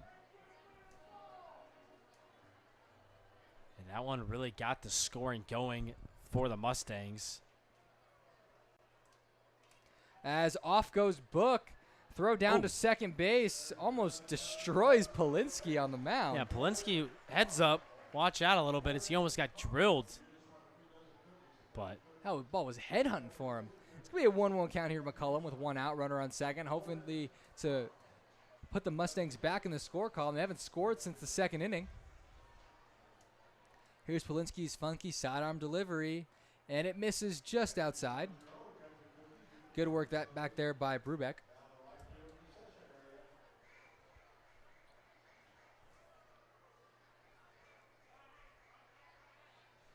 Polinsky takes a look back. See what Book's doing out there at second. Nothing too big out there.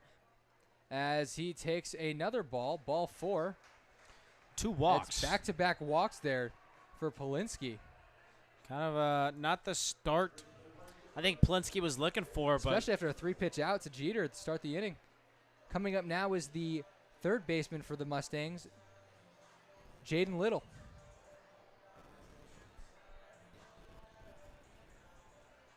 Little had 7 bombs last year and hit 380 as he fouls off a pitch straight back. Yeah, first pitch strike there. A good-looking swing from Little. First and second here, hoping to do some damage. Little is 0-2 in the day. He flied out to center field his first at bat and bunted back to the pitcher his second. Here comes the pitch, and it drills. I wouldn't say it drills him, but it How about nicks Jaden Little. Nicks Jaden Little. It's going to be bases loaded now for the catcher, Dom Felix here. Big situation. Yeah. Played this game wide open. Polinsky's got himself in a little bit of a jam. You're out here, the bases are loaded, and you've done it all yourself. Not a good feeling for Polinsky. I've never had an experience like that. Never. First pitch goes behind him. Could have caught that with his leading hand if he wanted to. Drove in a run there for Frelix.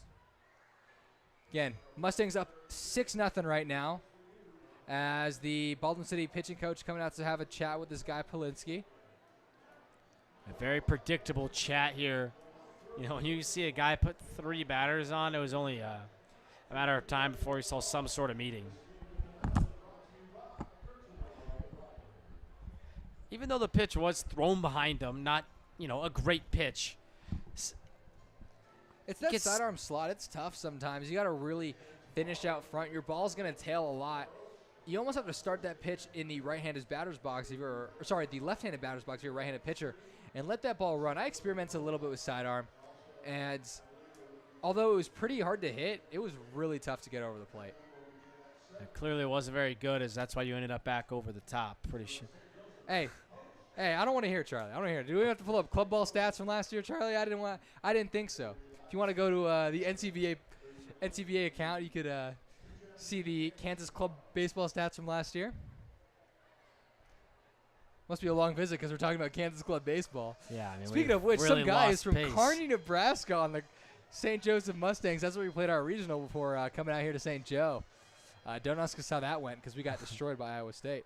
Anyway, Dom Felix in here on the 1-0 count, and that ball's popped up and going to be out of play. Thankfully, that ball got just out of play. As that's not what you want to do if you're Felix in this situation. You're looking, you know, less than 2 outs with the bases loaded, trying to put a ball in the air into the outfield or something on the ground that's not a double play. Just get a run in.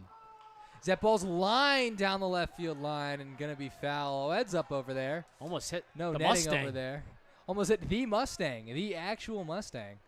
Speaking of which, there was a Mustang here. I think in the top of the 5th inning, maybe, as there was a Mustang trotting around the outfield. I would love to see a race between the Mustang and Darius Freeman.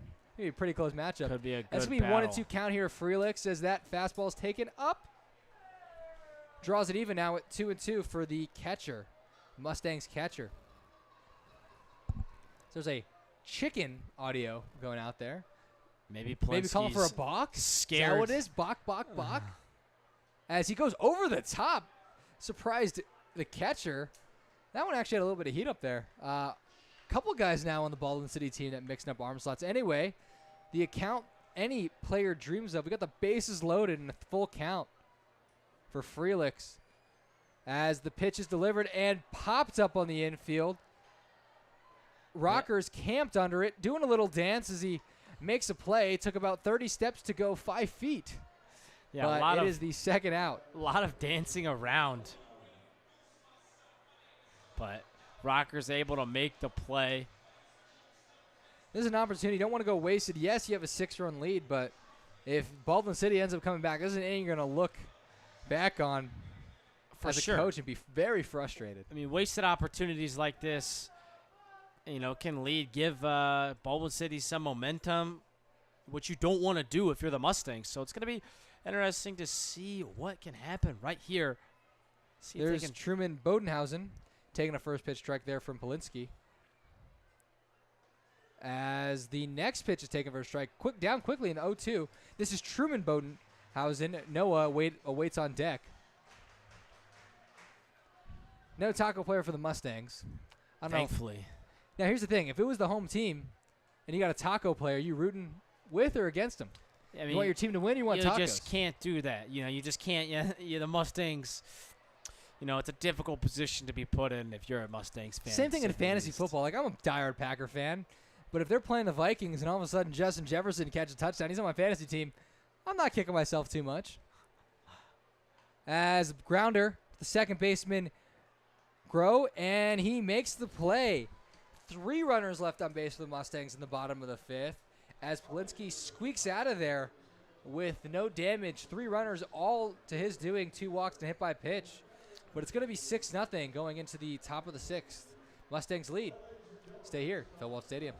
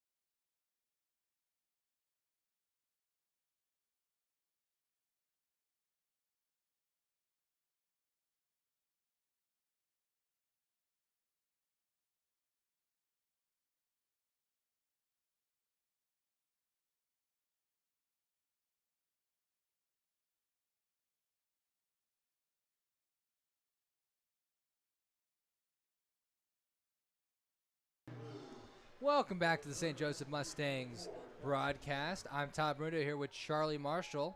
6-0 Mustangs headed into the top of the sixth. We have a new arm for the Mustangs. That's going to be Sam Pitts, the freshman out of Coach Heiss College, and that is in Arizona. First guy from Arizona we've seen so far on this field today. Interesting. Actually, wasn't Frelix? Wasn't he also Yes, you're right. Wow. Good memory. Not bad. pulled that one? But still, not too many guys from Arizona out here in St. Joe, Missouri for the summer. But let's see. Sam Pitts, the hard-throwing lefty, misses outside with his first pitch. Leading off for the Blues is Maverick Rockers, the leadoff man. He is 0 for 2 in the day with a K. Pitts winds and fires as that ball is fouled off. Pitts is 6 feet tall and stands at 160 pounds. Yeah, this is a big inning for the Mustangs. They're all up 6-0, but they did just leave the bases loaded and went to the to the bullpen, so they don't have Holcomb to fall back on. The new guy out there on the mound.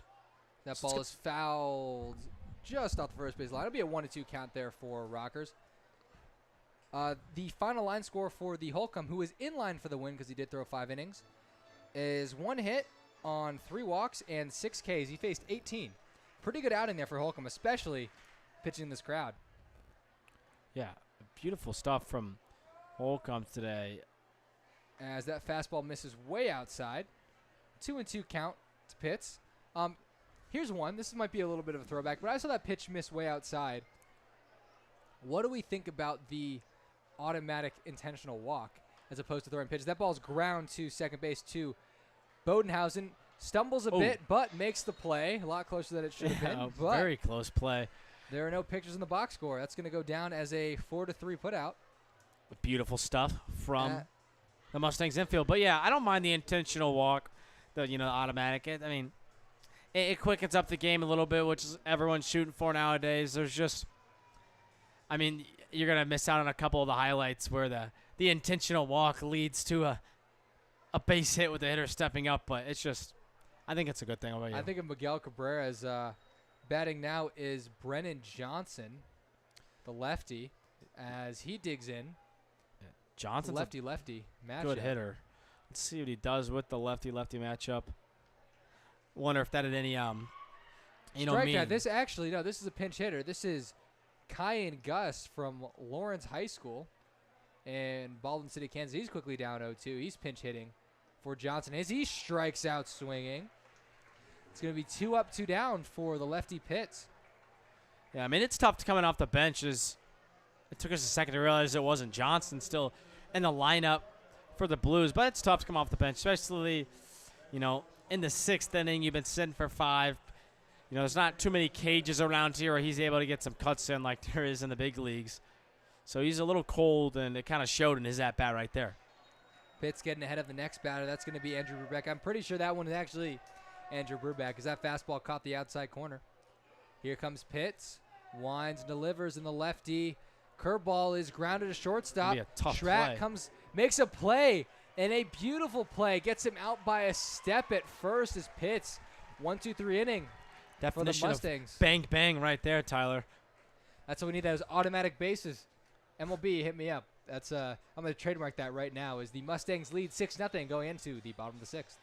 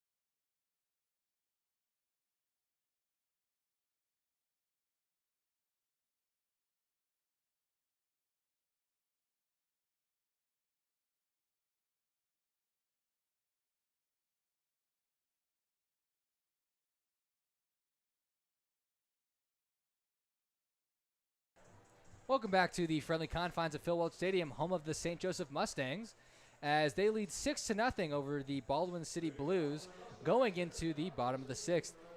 We said it again, and we'll say it again. New pitcher for the Baldwin City Blues, Dane Wormuskerkin.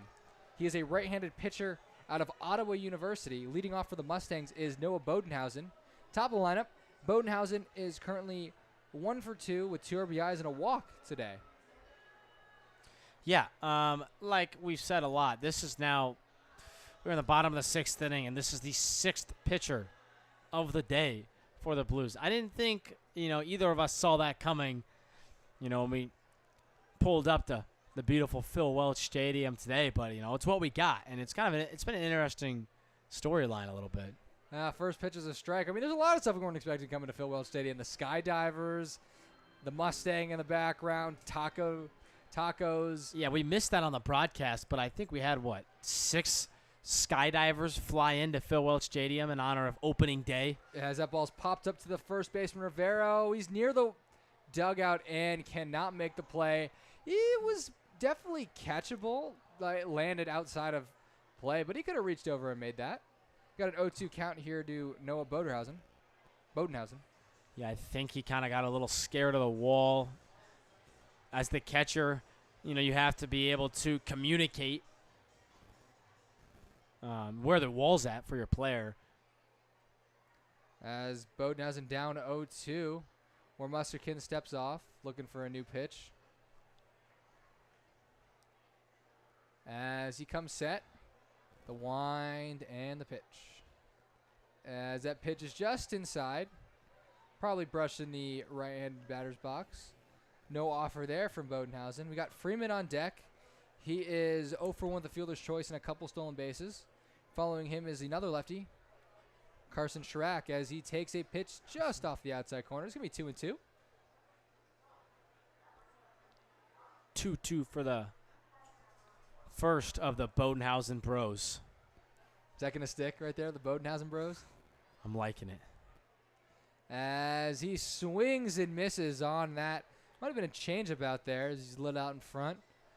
1 strikeout for Wormuskerkin as Freeman steps to the plate. Freeman, he hasn't done a lot of hitting tonight, but he has found his way on base, and he's sure stirred up a mess out there. Well, he has. Wouldn't you say so, Tyler? Yes, he has. And as a pitcher, having a fast run like that in the back of your mind can affect the way you attack other hitters. As that first pitch is taken a rip at and swinging and missing, there's the right fielder Freeman. Let's go Stangs. That's what I imagine hearing out there in the crowd. As the 0-1 delivery from Wormuskerkin is waved at and missed. He looked way uncomfortable in that swing, way out in front. Did not look, not a pretty swing. In my experience in baseball, you can kind of see breaking balls out of the hands, but changeups always give me fits, especially righty-lefty. I hit left-handed. It just tunnels so well with the fastball. It looks like a fastball all the way. Breaking balls you can kind of see break early as that fastball to Freeman is taken up. But, yeah, the changeup looks like a fastball. It stays in the tunnel. We call it pitch tunneling. It looks like the pitch for so long and then breaks off. Sometimes less movement is better because it's harder for the batter to pick up. I mean, that's what makes the changeup so effective, as we see, Freeman swing right through that one. It looks just like the fastball, like you mentioned, the hand. And the best pitchers, some pitchers like the changeup. They throw a changeup as much as the fastball, more than any other off speed. It's not uncommon to see that anymore. I really wish I could throw a changeup, Charlie. Anyway, Carson Schrack coming in after the 2 Ks from Wormuskerkin. We might have to head out to the Mustangs bullpen after this and get some changeup work in. And my goal, Charlie, I need 1 inning pitch on the year. We'll talk to our owner Kai Turner about that one, but maybe you'll see an appearance from Tyler Muno out on the mound, who had a 1.95 ERA in KU Club baseball last year until we faced Iowa State. As the 1-0 pitch is taken inside to Schrack. Charlie, I won't ask about you. It's okay. Anyway. We got a 2-0 count, 2 outs in the bottom of the sixth to Schreck. 2 Ks for Wormuskerkin coming out of the pen. the sixth pitcher being used as Muskin winds and deals, and that pitch is taken again on the inside part of the plate. 3-0 count to the three-hitter Schrack. He's looking to hit this ball a mile. Might want to hit this ball back to Baldwin City right now, as he's not calling a shot. I don't think he was calling a shot. Could have been a sneaky shot call right there. See what happens. He's pointing straight up in the sky as the 3-0 from Muskin is taken.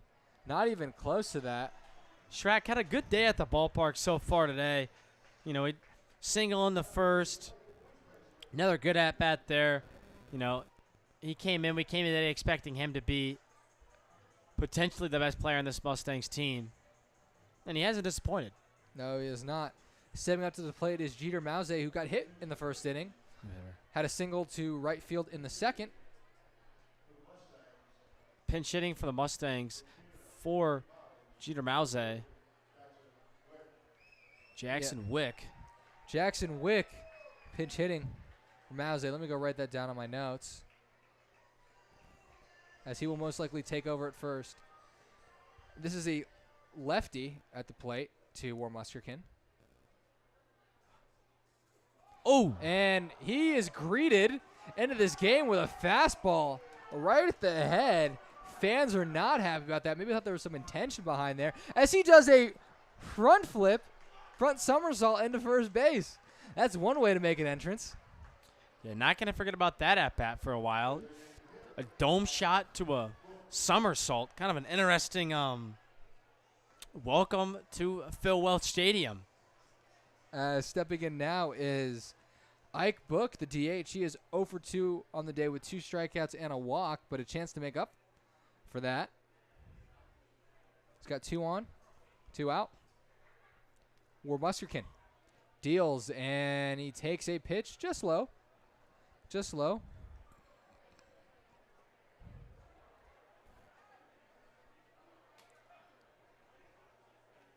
And coming set. Decent side lead over there for Schrack.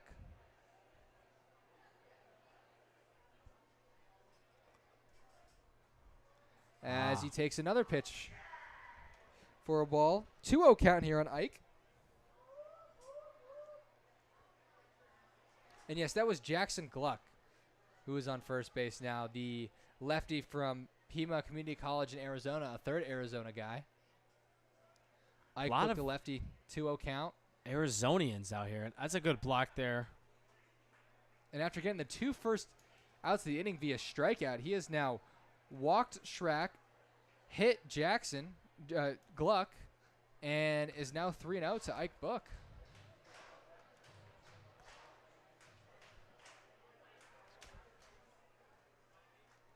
$6-0 lead for the Mustangs over the Blues.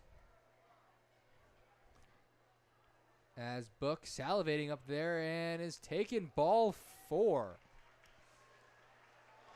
Bases loaded again for the Mustangs. Bases loaded. It was Book who got the rally started last inning. Nothing came of it, as Trevor McCullum,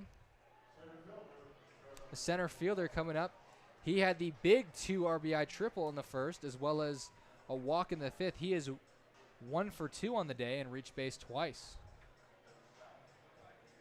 Muskin really hoping to find the zone right now. I mean, he's in a better spot than, his brother in part was last inning. And he was able to muster out of that. So we'll see if Muskin can do the same. As that is now a called strike on the outside part of the plate. Trevor McCullum, the Overland Park product, who is currently attending Washburn University. Muskin coming out of the windup now. No crazy jumps over there at third base. That could be maybe the time you want to think about taking third. That breaking ball misses just outside to McCullum.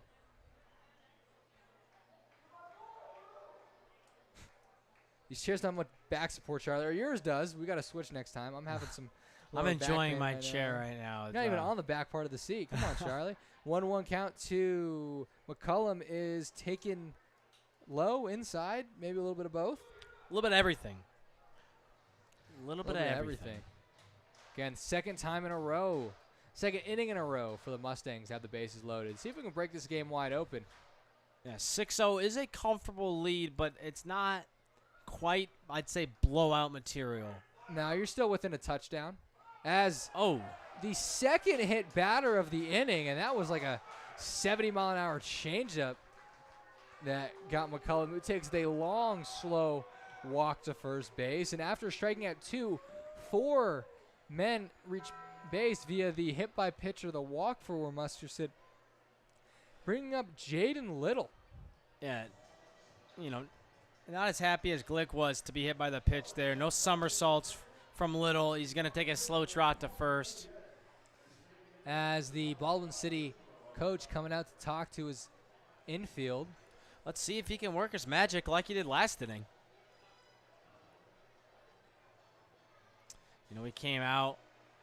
A lot of danger for the Blues. Walks back to the dugout, back-to-back Ks, and he's home. All he needs is one out here. It's 7-0 ball game now. But game can really put this one out of reach with a big knock here. I love the in-between mound visits music. You got the a lot Jeopardy of music. sound bites. Yeah, a lot of good sound bites here at beautiful Phil Welch Stadium. As there's some more sound bites right there. Yeah, I don't know how well you could hear that, but yeah, anyway. Jaden Little coming up with the bases loaded. He was hit by a pitch last inning on first and second. Could have a chance for Dom Frelix to get another at-bat with the bases loaded, as here's Muskerson to Little as the pitch is taken outside. One thing I noticed is these wood bats. Typically, wood bats aren't too vibrant and, colorful, but these, we've seen a lot of pink, neon green, orange, a little unexpected from my end. Yeah, no, for sure. Definitely a wide variety of colors on those bats. As that ball is skied, first baseman Rivero is having some trouble, and he does make the play as the Mustangs bring up 7 men to the plate. 1 in and left 3 runners on base. We're going to the top of the 7th inning as the Mustangs lead 7-0 over the Baldwin City Blues. Keep it here at Phil Welch Stadium.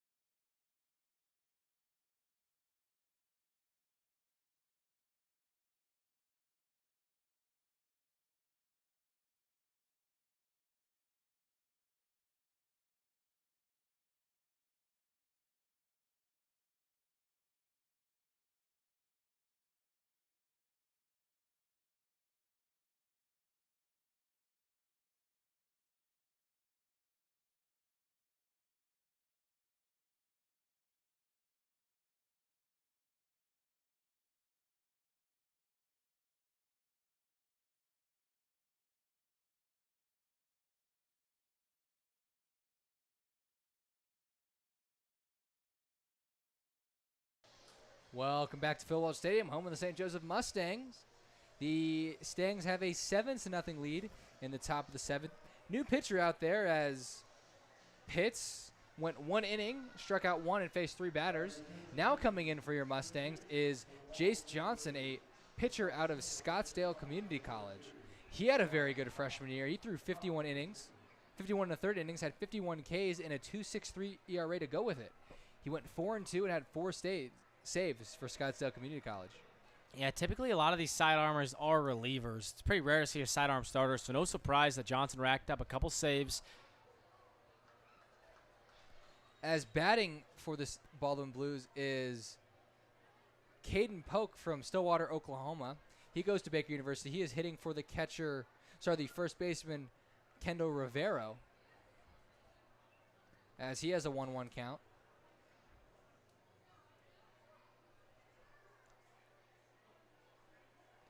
Wine and fires that sidearm delivery. He's way outside. Scratched some dirt there is Johnson. A lot of subs in this game. What do you make of that, Charlie? Yeah, I mean, I don't think that's a surprise. It's game 1. You know, there's a lot unknown between the coaches and players. And so a lot of these coaches are going to want to see, a lot of the guys play, especially in a game where it's a 7-0 game. It's kind of we're inching to the blowout. 7-0, maybe 8-0 is where really you can call it a blowout game. But, why not see what some of your other players could do? That way when it really matters, you are well aware of what kind of team you have with you. As Jace takes a slider just off the inside part of the plate. Not a bad idea from Johnson. As full count delivery, it's on his way from that sidearm arm slot. And the pitch is fouled off to the right side. Staying alive there is Poke as we hear the Wii Sports announcer Just again. can't get enough of that. Foul ball. Strike. Batter out. We should do that for a whole inning. See how many people keep tuning in. Anyways, we got a full count here to Poke as Johnson strikes him out looking. Good pitch there from Jace Johnson. Gets That's the top of the first. 7th, started with a bang. It is, and that is 8 strikeouts now for the Mustangs pitching staff. Sorry, correct. No. 8 strikeouts. Final answer. Final answer. Are you sure? As we have a new hitter for the Blues as well, replacing Isaiah Garcia as he weighs and misses. That's number 24, Colden Howardson. He's from Topeka, Kansas, and take a wild guess on where this guy goes. If I had to guess, I'd say Baker. That is a fantastic Wow. guess, Charlie. As he waves at strike 2. Colden Howardson quickly down.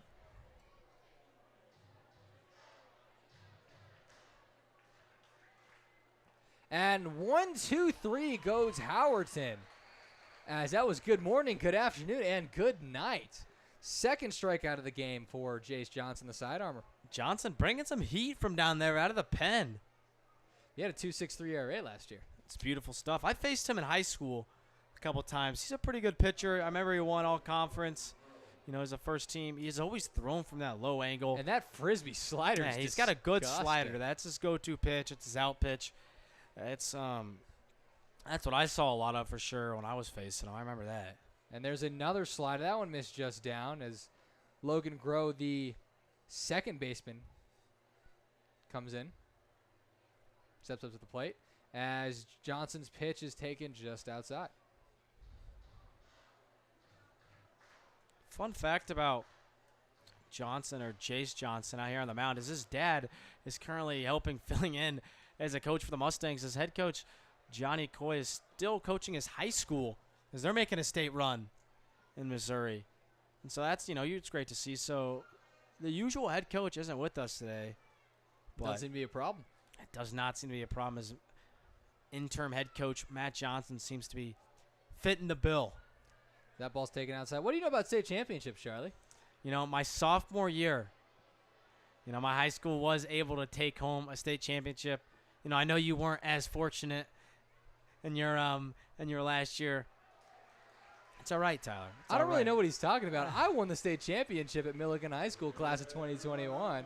I was our left fielder, buddy. Anyway, Johnson not really letting his fielders get any action as he strikes out the side in order. As we are headed to the 7th inning stretch here at Phil Welch Stadium. 7-0 Mustangs. Keep it here.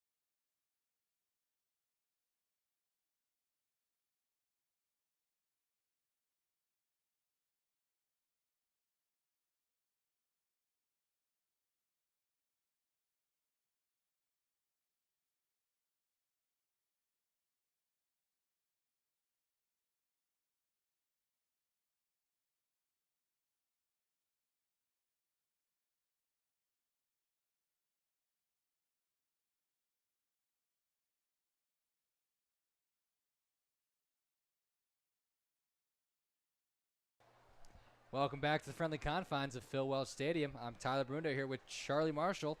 And Dom Felix, the catcher, steps in against the new pitcher for Baldwin City, Baldwin City Brews. This is Gavin Alvarez, a right-handed pitcher out of Lenexa, Kansas. Charlie, question, trivia. Are you going to ask me where Lenexa, Kansas is, Tyler? No, I'm going to ask you, where do you think Mr. Alvarez went to college? I'm gonna dig into my bag of tricks over here. I'm gonna pull out the Baker. I'm gonna go with Baker. Is that your final answer? Should I be guessing Allen County, or I'm gonna ride with Baker? I'm gonna say that's my final answer right there. Well, Charlie Marshall, you are correct. Nice.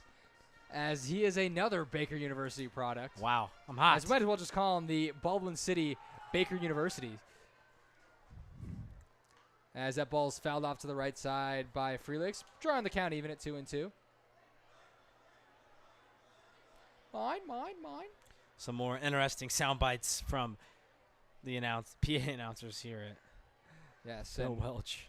What is your pregame ritual? I know Dom Felix is drinking Red Bull before games. What is yours? Yeah, that's a very common one. I feel like more than that. A lot of energy drinks going down these days for all the players playing. I remember back in my high school days, I put down a couple Reign energy drinks before every game. You a big energy drink guy before your So I don't big drink outings? energy drinks. I drink coffee, not before games though. My Pre-game ritual? My game ritual. Oh man! As this ball is grounded to the left side and booted over there at third base by Grobel. That's going to go down in the books as an E5 for Felix as he gets onto first base. So yeah, my pregame ritual, Charlie, started all the way back in 13U. Is I watched Pitch Perfect before every game. The movie. I mean, that's a crazy ritual. We had an off day in our tournament, so me and my teammates watched, and we ended up winning 30 games in a row after that. So that 30. I kept on riding that one through college. Did you watch Pitch Perfect between each of those? As that ball's flared out to right field by Truman Bodenhausen. Finally a the base catcher hit. Felix chugging around third. He will make it into third base. We'll have runners in the corners for Noah Bodenhausen. Finally open to string together a rally. Yeah, we were just talking about it. We couldn't even remember the last time we saw, a hit from the Mustangs. We did not have a hit in this game until the second inning. Yeah, it's been a while. Some of that's due to the control issues from Baldwin City. Try to break this into a more than a 7-0 game. Is Noah Bodenhausen, number 12. His brother Truman at first base, small lead, as he's not going under there. That ball's grounded to the pitcher on the left side. Run's going to score, and a throw gets away at first base, bringing home Frelix, and we have Bodenhauser bros at the corners. They're trading places out there. They are. They are. Another run for the Mustangs. As this brings in the speedster, Darius Freeman. Freeman out of Northwestern Ohio University. Yes, he can run, but he also slugged .520 in his 2 years at Northwestern Ohio. So could we see the first Mustangs home run this year? I mean, if there's a chance, it's definitely going to be from one of these next couple guys. As that ball is fouled off to the left side. That is not a home run. Alvarez not greeted very kindly in this first inning of work. If I had to guess, this would be his only inning of work as well. Congrats. Thank you for that one. Make me feel real smart out here, Charlie Marshall. Anyway, after the E1, pretty clean game so far, but a couple errors in this inning. Here's Darius. Digs in. Pitch from Alvarez is fouled off again. Freeman found himself in a lot of two-strike counts, but has gotten on base twice. He is 0 for 2 with a strikeout and a fielder's choice and 2 walks here. We got Bodenhausen bros at the corners. Darius Freeman, number 44, the right fielder. Digs in 0-2 as he lines that one through the 5-6 hole. That's going to bring home Truman Bodenhausen. And Darius Freeman has himself an RBI single. I believe that's Freeman's first hit of the game. First hit of the season. Exactly. As this is going to bring up Carson Schrack in the 9-0 Mustangs lead. That is 9-0, Charlie. You got that? 9-0. He did nothing for the Mustangs. Mustangs. There you go. No activity from the manager for the Baldwin City Blues, but this game now has been broken wide open. Alvarez now giving up 2 runs. We'll go back to last inning, and Warren Muskerson pitched 1 inning. No hits on 1 run, 2 walks, 2 hit by pitches, and 2 Ks. Yeah, that's not good for Muskerson. 2 hits, or no hits, but 2 walks, 2 hit by pitches, not promising. As Alvarez gets ahead of the batter Schrack with the fastball on the outside part of the plate. Still no outs in this inning. Yeah. Schrack, the lefty, digs in. Got a lefty waiting in on deck. That's Jackson Gluck on deck, who came in for Jeter Mause. As that ball is driven out to center field. Hit pretty deep and playable out there for the center fielder Williams, as both runners will be tagging, and both runners are going to move up. Heads up base running. Yeah, that's by Freeman and Bodenhausen. Not a great play from Mullins in center field. Or McCollum, or sorry. Center fielder for Baldwin City. Williams, thank you. Typically, when there's a fly ball to the outfield in that situation, you almost have to sacrifice the runner tagging the third in order to keep the runner at first and not allowing him to get to second. All right, in steps in the Arizona product, Jackson Gluck, as he takes a fastball on the outside part of the plate for a strike. I mean, really, this guy's just been getting it around. He had a couple errors he had to deal with. So far has no earned runs in. Both of his runs are unearned.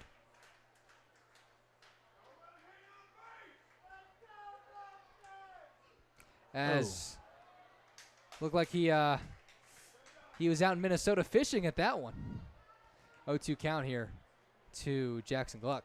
You know, yeah, Glick here in the box. It could be, could be worried about, he did get hit in the head in his last at-bat. So, as a hitter, that definitely could be weighing on you a little bit in your next at-bat.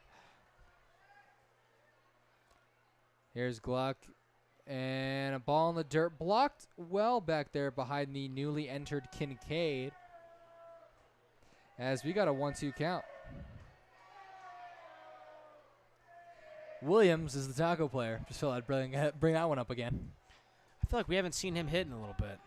I know. It's been a pretty efficient day for the Mustangs bullpen. And the starter, Holcomb. Here's Gluck, the lefty.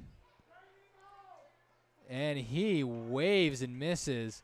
Throw will have to go to first. It's going to be a drop third strike, but no problem over there for Kincaid, as that's going to be the second out of the inning. Still second and third out here for the DH, Ike Book.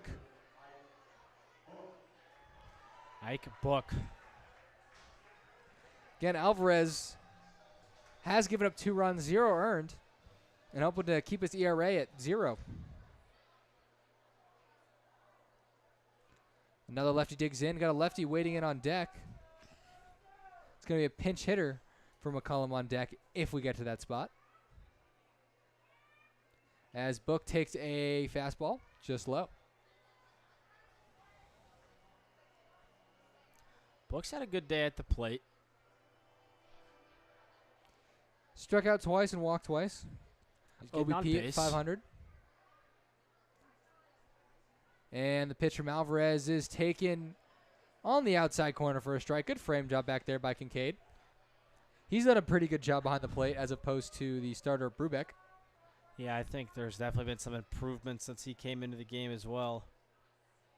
Interesting strike call again. Did you see that one from the umpire? Just a little flick with the wrist. Yeah, it makes it look like he's calling it outside, but he calls it a strike as that ball's waved and missed at by Book. As he'd love to turn the page on that swing.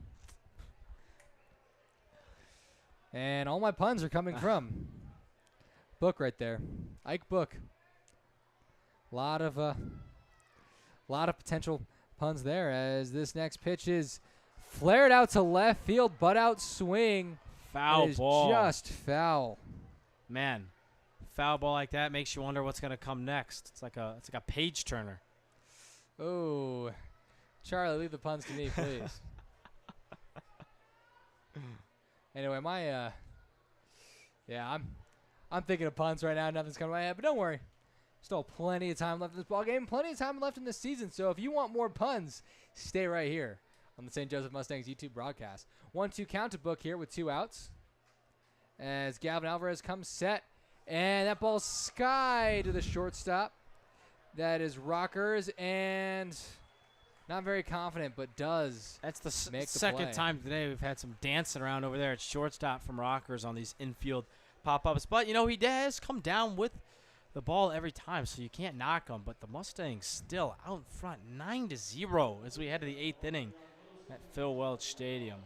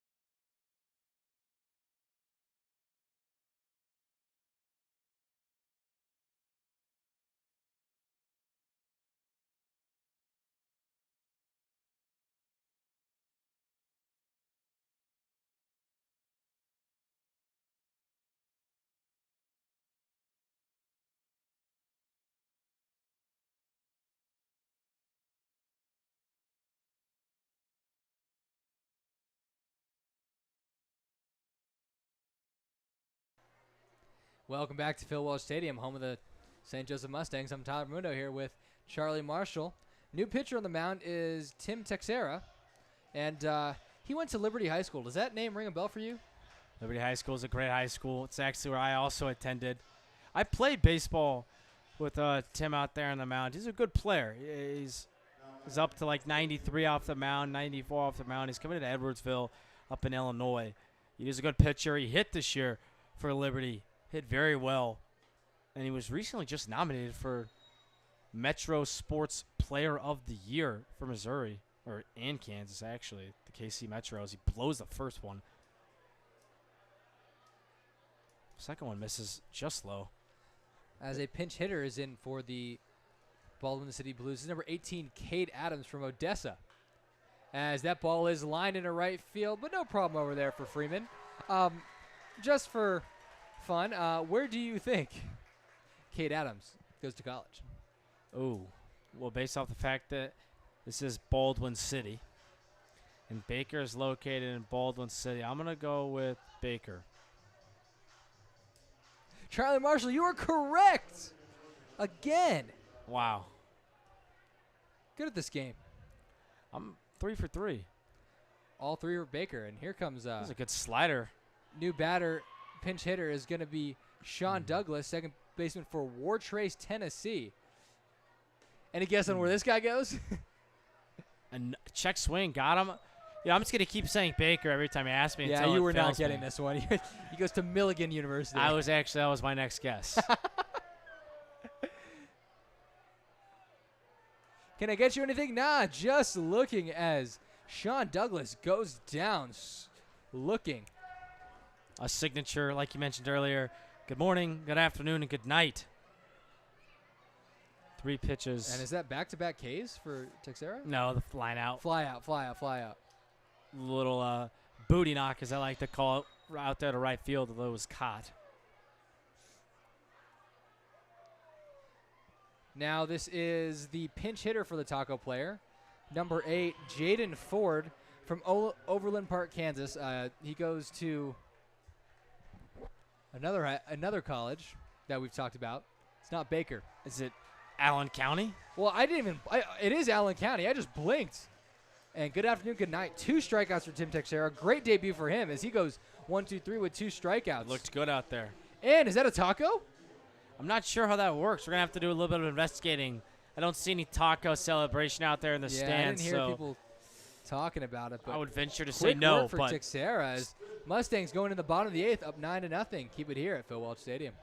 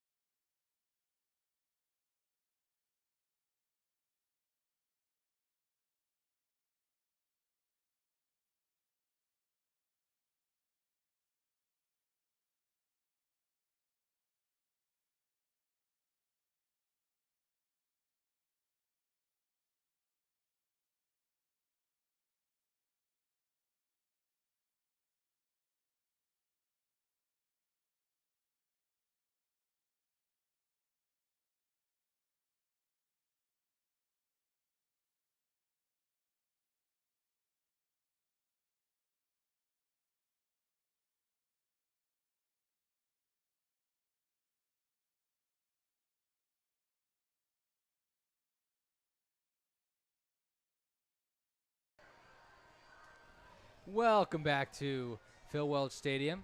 Once again, it's a new pitcher for the Baldwin City Blues. I am running out of room on my sheet, but this is going to be Caleb Welshare, a right-handed pitcher out of Topeka, Kansas, and Barton County Community College. Yeah, I mean, when we give us a sheet with 8 people on it, you don't really 8 potential pitchers on it. You don't think you're going to be running out of room, but we appear to have completely ran out of room on our score sheet. Now batting for the Mustangs is a pinch hitter who skies one out to right field. That is Frank Gall, as that should be camped under there for the newly entered Howardton, as it's 1 pitch, 1 out for Welshare. At that point, it's a lot of players who started the day on the bench now getting at bats and fielding opportunities for both the teams.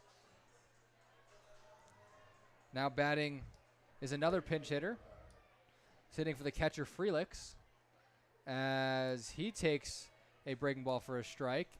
Charlie, can you tell who this is? Pretty sure this is. I can't get an eye on his number right now.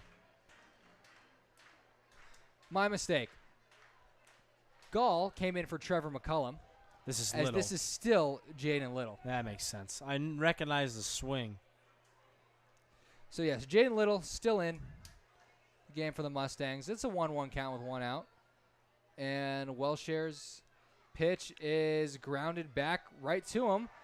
Has some trouble with it and panics and throws it away. Out of play, actually. As Little will get the little bit of help and go to second base. Now batting, and I recognize that bat. The light blue bat is the catcher, Dom Freelix. That's going to go down in the books as an E1. I think it's funny, too, is if you make an error as a pitcher, does it go against your earned runs? It's true. I know that all too well. Yes. All right. Dom Freelix, he is reached on 2 errors in back-to-back innings and is 1 for 5 on the day. We mentioned earlier today that this has been a pretty clean game, but it's kind of fallen apart, especially for the Blues out here in the last couple innings. Strike that. Make that 1 for 4 on the day for Freelix. He only reached on 1 error, as he is up now in the count 1-0. That ball is blown past him. Be a 1-1 count. Gavin Alvarez, who pitched last inning, he's going to go down in the books with 1 inning pitched, 2 hits, 2 runs, 0 earned, 0 walks, and a strikeout. Dom Freelix, 1-1 count from Welshare. As that curveball misses just high. Be a 2-1 count here for the catcher.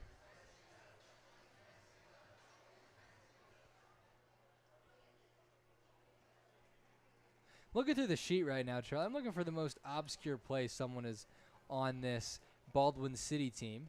That pitch misses outside. We have some guys from Florida, Round Rock, Texas. We have a couple from North Dakota.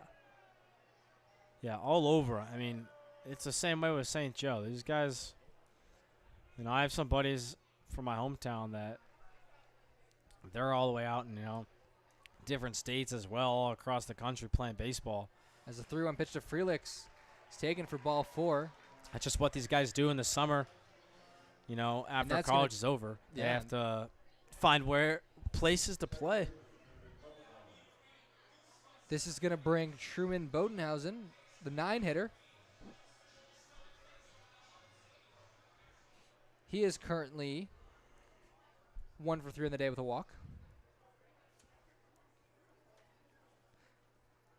And a caught stealing, if I remember correctly, at third base. Yes, that is correct.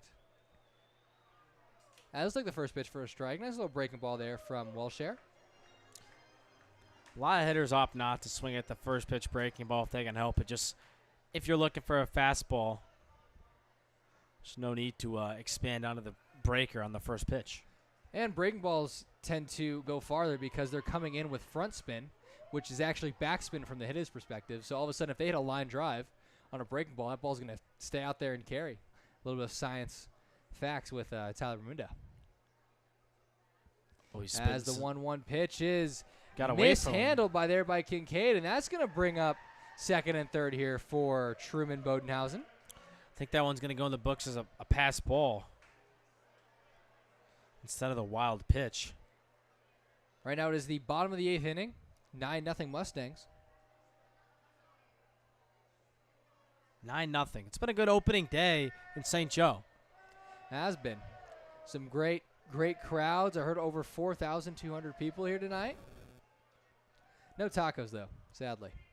No tacos, but a lot of runs, a lot of hits, a lot of skydivers, a lot of mascot races. A lot of balls from the St. Baldwin City Blues. We're going to give them the Blues if they they don't win. Man, I'm just pulling at straws here, Charlie. So hungry, so tired. Don't even know what I'm talking about anymore. We got a 3-1 count here to Bodenhausen, as that is taken for ball 4. And the second half of the Bodenhausen brothers. No, Bodenhausen getting a shot with the bases loaded.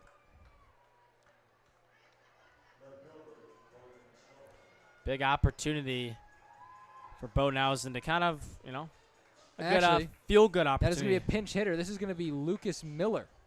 And he batted .363 last season at State Fair Community College.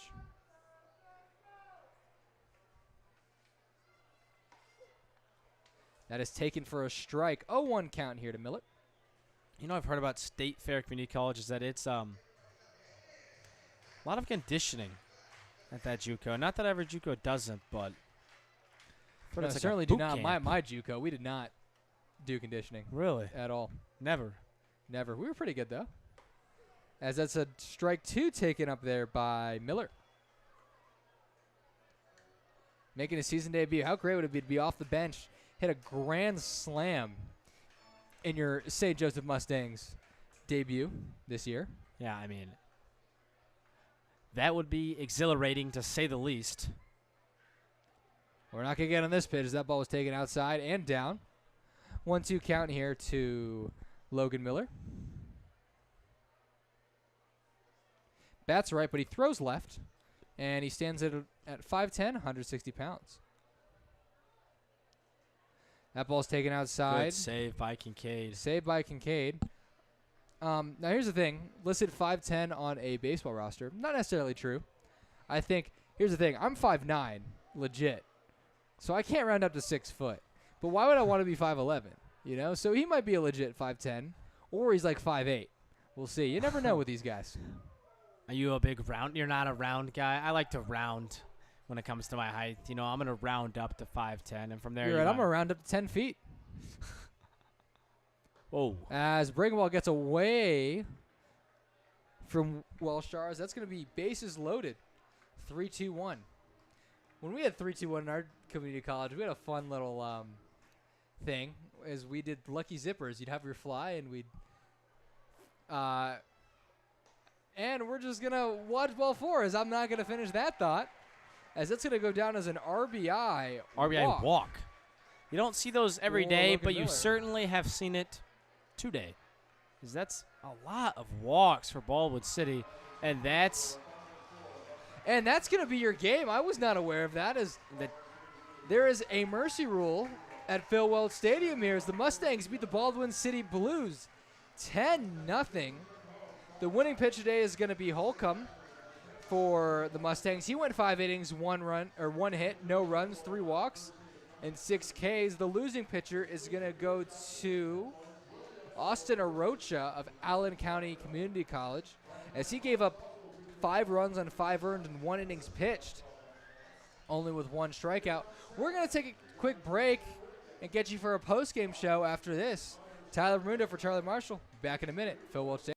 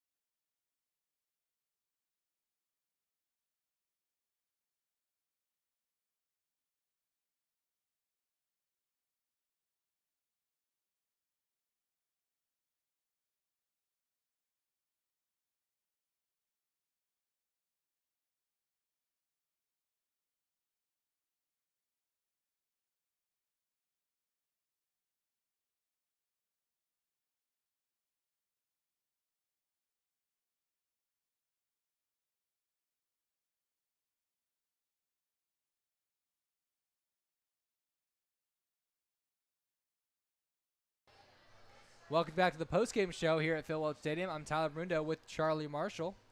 The winning pitcher, again, is going to be Holcomb, who went 5 innings with 6 Ks, 3 walks, and an earned run. And the losing pitcher is going to be Austin Arocha for this Baldwin City Blues. He went 1 inning, gave up 4 hits on 5 runs, 5 earned. And what did you see out there today, Charlie? How would you rate our Mustangs debut? I think the Mustangs looked pretty good today. I mean, it's hard to be upset with a game when you come out winning 10-0. So the Mustangs definitely played good. And if I had to say, the player that I was the most impressed with, it'd probably be McCullum. He had the triple in the first inning, which really just – excuse me, was that the first or the second inning? No, Trevor McCullum had the triple in the first inning. The Mustangs put up 6 runs in the first 2 innings. Yeah. And slowed down a bit, but were able to mercy them. They got the McCullum. Ball rolling for sure. McCullum with that. He will kind of slow down a little after, but still found a way on. Got on 3 of his 5 at-bats. 3 of his 4 at-bats, actually, as there was a pinch hitter for McCullum. Oh, yes, of course. But, yeah, so he went 1 for 2 on the day with a hit by pitch, a walk, 2 RBIs, and a triple. Yeah, a good day for McCullum. A good day for the entire Mustangs team, really. You really can't be too disappointed in anyone's performance. Holcomb dealt 6 Ks. Every reliever after him dealt. No runs, so a shutout and a great offensive performance. You're never going to be upset. Yeah, 3 perfect innings from the Mustangs relievers. That's Teixeira, Johnson, and Pitts. And they had a combined 6 Ks in 3 innings. Yeah. So good win for the Mustangs. Start out 1-0 at home. And it's always good to get off to a good start. Who doesn't love a good opening day win? A lot of fans, a lot of excitement out here today. For the Mustangs, their next game will be on Friday. So 7 o'clock as always. You can catch it back here on YouTube. Don't forget to subscribe at this point, if you would like to come back and enjoy another Mustangs game. As they will take on the Chillicothe Mudcats. 7 o'clock here on Friday. That's all we got for you today on the St. Joseph Mustangs YouTube channel. 10-0 Mustangs over the Baldwin City Blues. I'm Tyler Mundo for Charlie Marshall signing off. Take care. Have a good night.